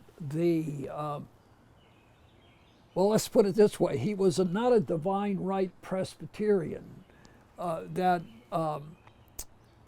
the Presbyterian form of government was acceptable as well as Anglican, but he was a member of that. He was in the Philadelphia area. That's how he came to be teaching at Westminster. Was living over there in Abington, and a member of a very conservative Episcopal church. Detail there, if I could. He was buried when he died, he was buried right. I guess they have a graveyard there, and the congregation eventually, when the trend, I think I have this right. The congregation, was taken over by a liberal group, and I think it was Philip Hugh's wife, had his body removed and buried some other place. Is that right? Wow. I don't know where that would be. Wow. Yeah, but anyway, I took the position, since I was asked, and in the mixes of faculty, that he ought not to be a voting member. So that made some tension, but it somewhat lessened. He was getting older and headed toward retirement. We needed someone in New Testament. Okay, the problem with Silva, he's at Westmont now, and developing as a scholar, beginning to publish. I mean, his abilities were evident, and they had, I mentioned the Bob Jones 3. Benninger really wrestled. Actually, I handled his THM thesis, which was on the baptism issue. He became a convinced Paedo-Baptist, as did Ray Dillard. Silva is still not convinced. So I can remember very vividly, we had Silva come to do some guest lecturing, still at Westmont, and there's a restaurant near the intersection of Waverly Road and Glenside Avenue. It used to be Roy Rogers.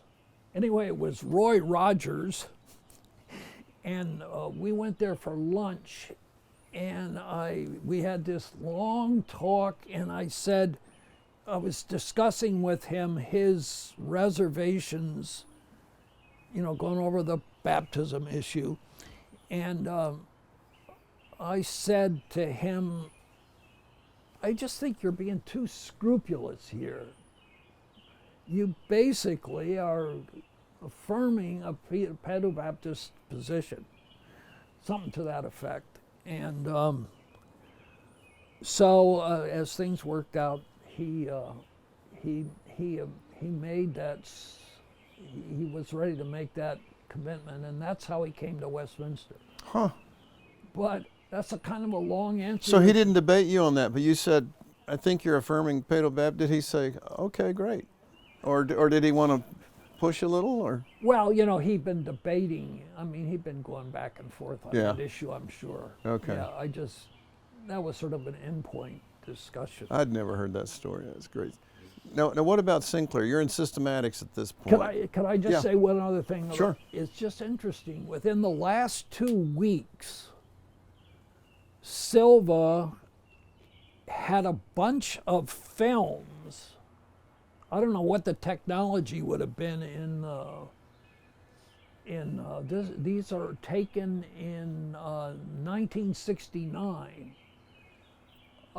And somehow he got email addresses. He included me and Claire Davis, and then a number of his classmates. The quality of the pictures isn't very good, but just showing different scenes shot around Machen and elsewhere. And we had, at that time, we had the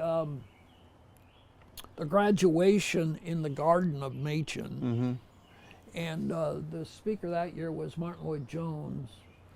So, this is on film? Yeah. I will forward that to you. As I said, the quality isn't very good.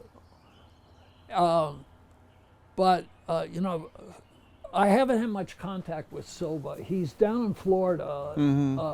Pat has died, right. I guess. You knew that. And so I don't know what, actually I need to communicate with him about that. I guess that gave him something to do to put that that together. Oh, that's great. Yeah, I'd like to see that. and see, that was I can't find myself in the film, but that was my graduation for a doctoral graduation. Goodness. All right. Yeah, Sinclair. Sinclair's coming was occasioned by the action concerning Shepherd, and it was. I had moved into systematics. I forget the exact scenario, but I had had no contact with him before. But that was just such a great development, and so he was there probably about 15 years. Mm-hmm. Yeah. Probably, yeah. Yeah. I can remember him telling me, that he was going to resign and go back to Scotland, and that was a dark day for me. I really, so valued the years I had with him as a colleague and working together in doing THM exams and so on. Yeah. Speaking of that, have you seen, what would you say is the state of systematic theology? Systematic theology from when you were teaching it maybe to the present? You see any changes or concerns, any positives or negatives or neutral about it? You mean at Westminster? Well, I mean overall in the discipline, maybe in the evangelical world. Stick with that side of things. Yeah. Well, at Westminster, even with changes in personnel that have come about, I'm very positive. I think there's a good continuity there. As you picked up earlier, I'm very much bear the stamp of Murray, and I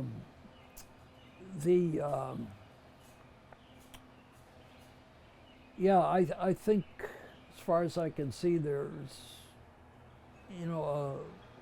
a good sense of that wanting to maintain that tradition, Mm-hmm. and of the importance of biblical theology. I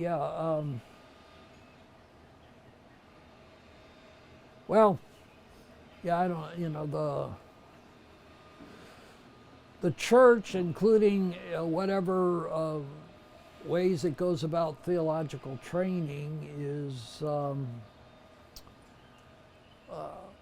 ultimately that's Christ's head over everything for the church, and I'm positive he'll maintain. Every generation will have those that are true to his word. I think you're asking a more specific question.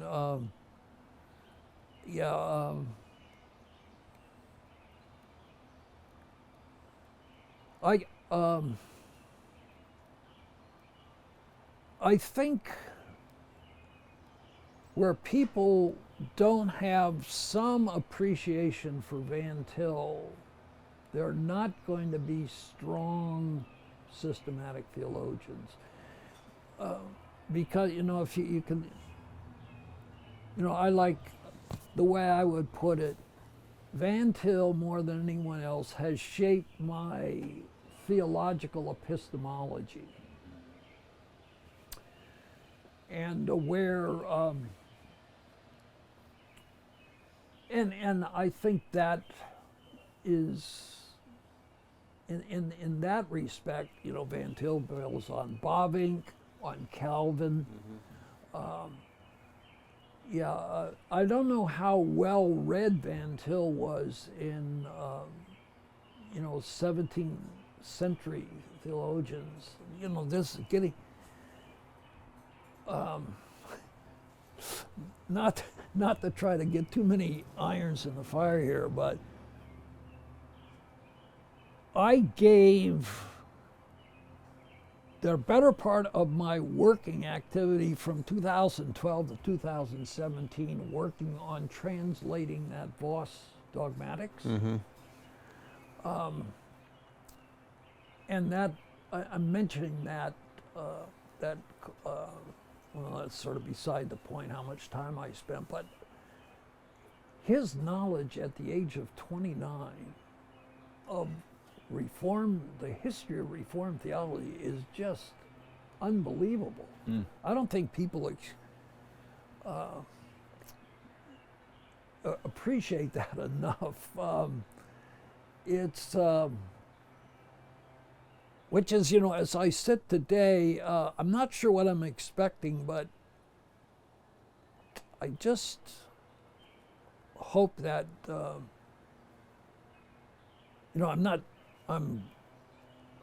I just enjoyed that thoroughly, doing that.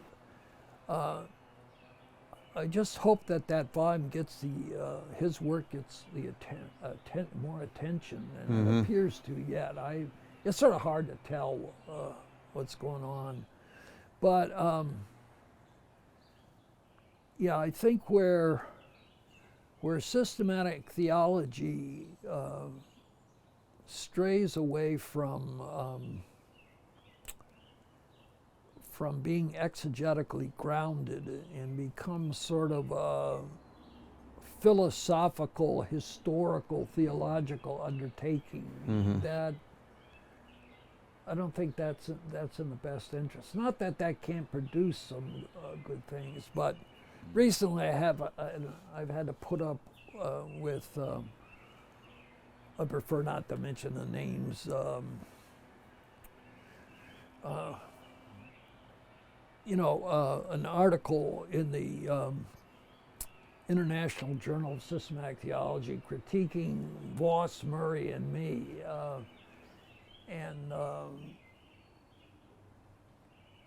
I don't think being sufficiently critical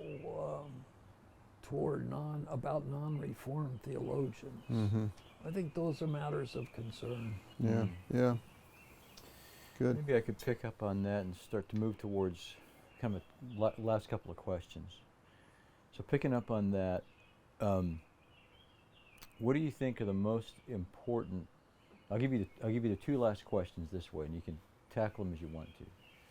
What are the most important aspects of Westminster's legacy that has to be guarded and passed on to the next generation? And then the question I want to ask you, what would you want to say to the next generation of pastors? If I could put you in front of my pastoral theology class, what do you want to tell them if you got just a few minutes with them? So what are the aspects of the tradition that must be preserved, must be passed on? What do you want to tell the next generation of pastors? Yeah. In 2 minutes. Can I go home and think about it? The thing that our publicity has picked up on, that I think experts in the Bible. Yeah. You don't come. The analogy, I think, and this is important about keeping the primary purpose of the seminary in training pastors, that while you're there, how do I want to say this?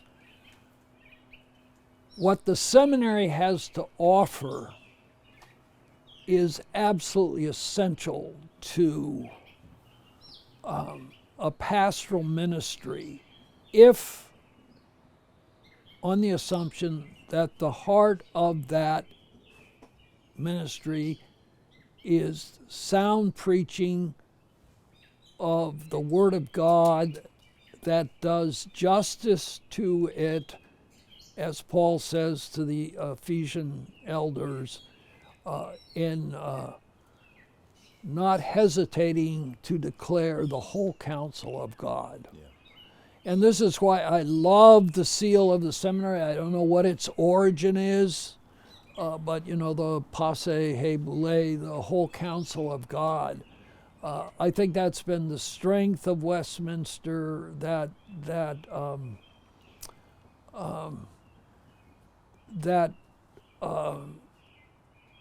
the wholeness of biblical revelation and the unified wholeness. And I would not hesitate to say that this is why I made the point about biblical theological rather than biblical theology. Primarily, you're there to get a sound, exegetically grounded, systematic theology, and be ready then to subscribe knowledgeably to ideally to the Westminster standards.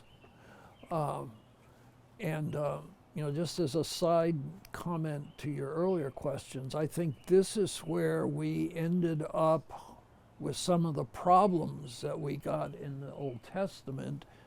That it's not a matter, not questioning any of those guys' motives, but they had not been faced with having to be licensed to preach and to go through the regimen of a licensure and ordination process, which the seminary ought to shape people. That's what it exists for primarily. So that, to your question, the Paul preached the word in season and out of season. We live in a very complex culture, and I'm not to analyze all the things you need to be aware of. I think your question, sort of young men coming out of seminary. One thing I would, given what I've already said, as I've had contact with so many people, number one, relax. You're not the Lord's servant today that by His grace you'll be in 20 years. There's room, and you need to understand that you need to grow. Don't be anxious about that, but be ready to grow and experience that growth. And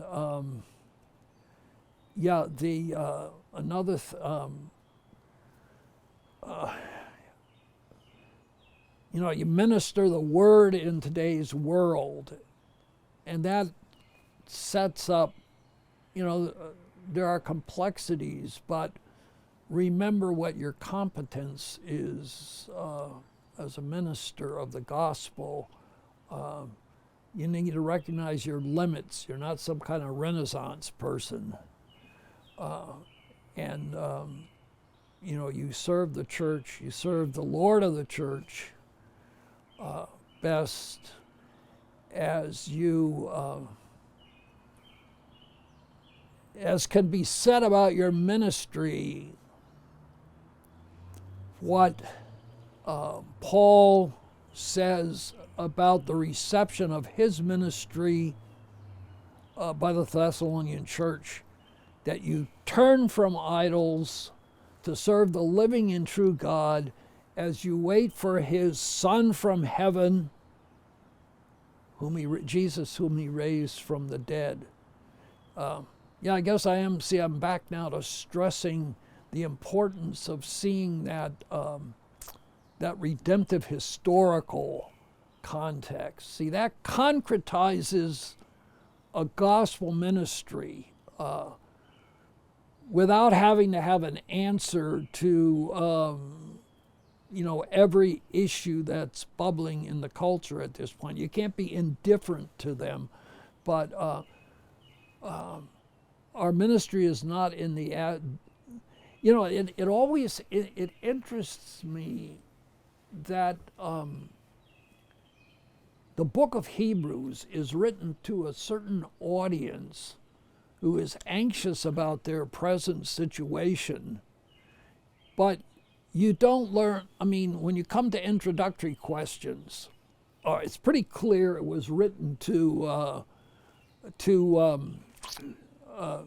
Jewish Christian audience who's wrestling with, how does the church relate to Judaism? But even Vos shows the plausibility of case that it's a Gentile audience. But and these people are under apparently pretty severe persecution.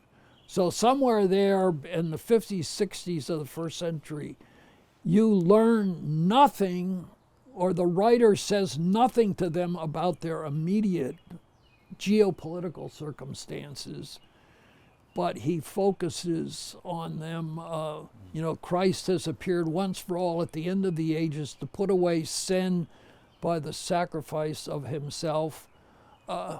Preach that, as he will appear a second time for salvation to those who eagerly await him, which is the same thing as 1 Thessalonians 1, 9 and 10. Well, this has been a real joy and benefit, and Dr. Gaffin, I want to thank you for giving us the time, and particularly thank you for your decades of service to the church at Westminster. And we want to thank you for being with us and joining us in this conversation.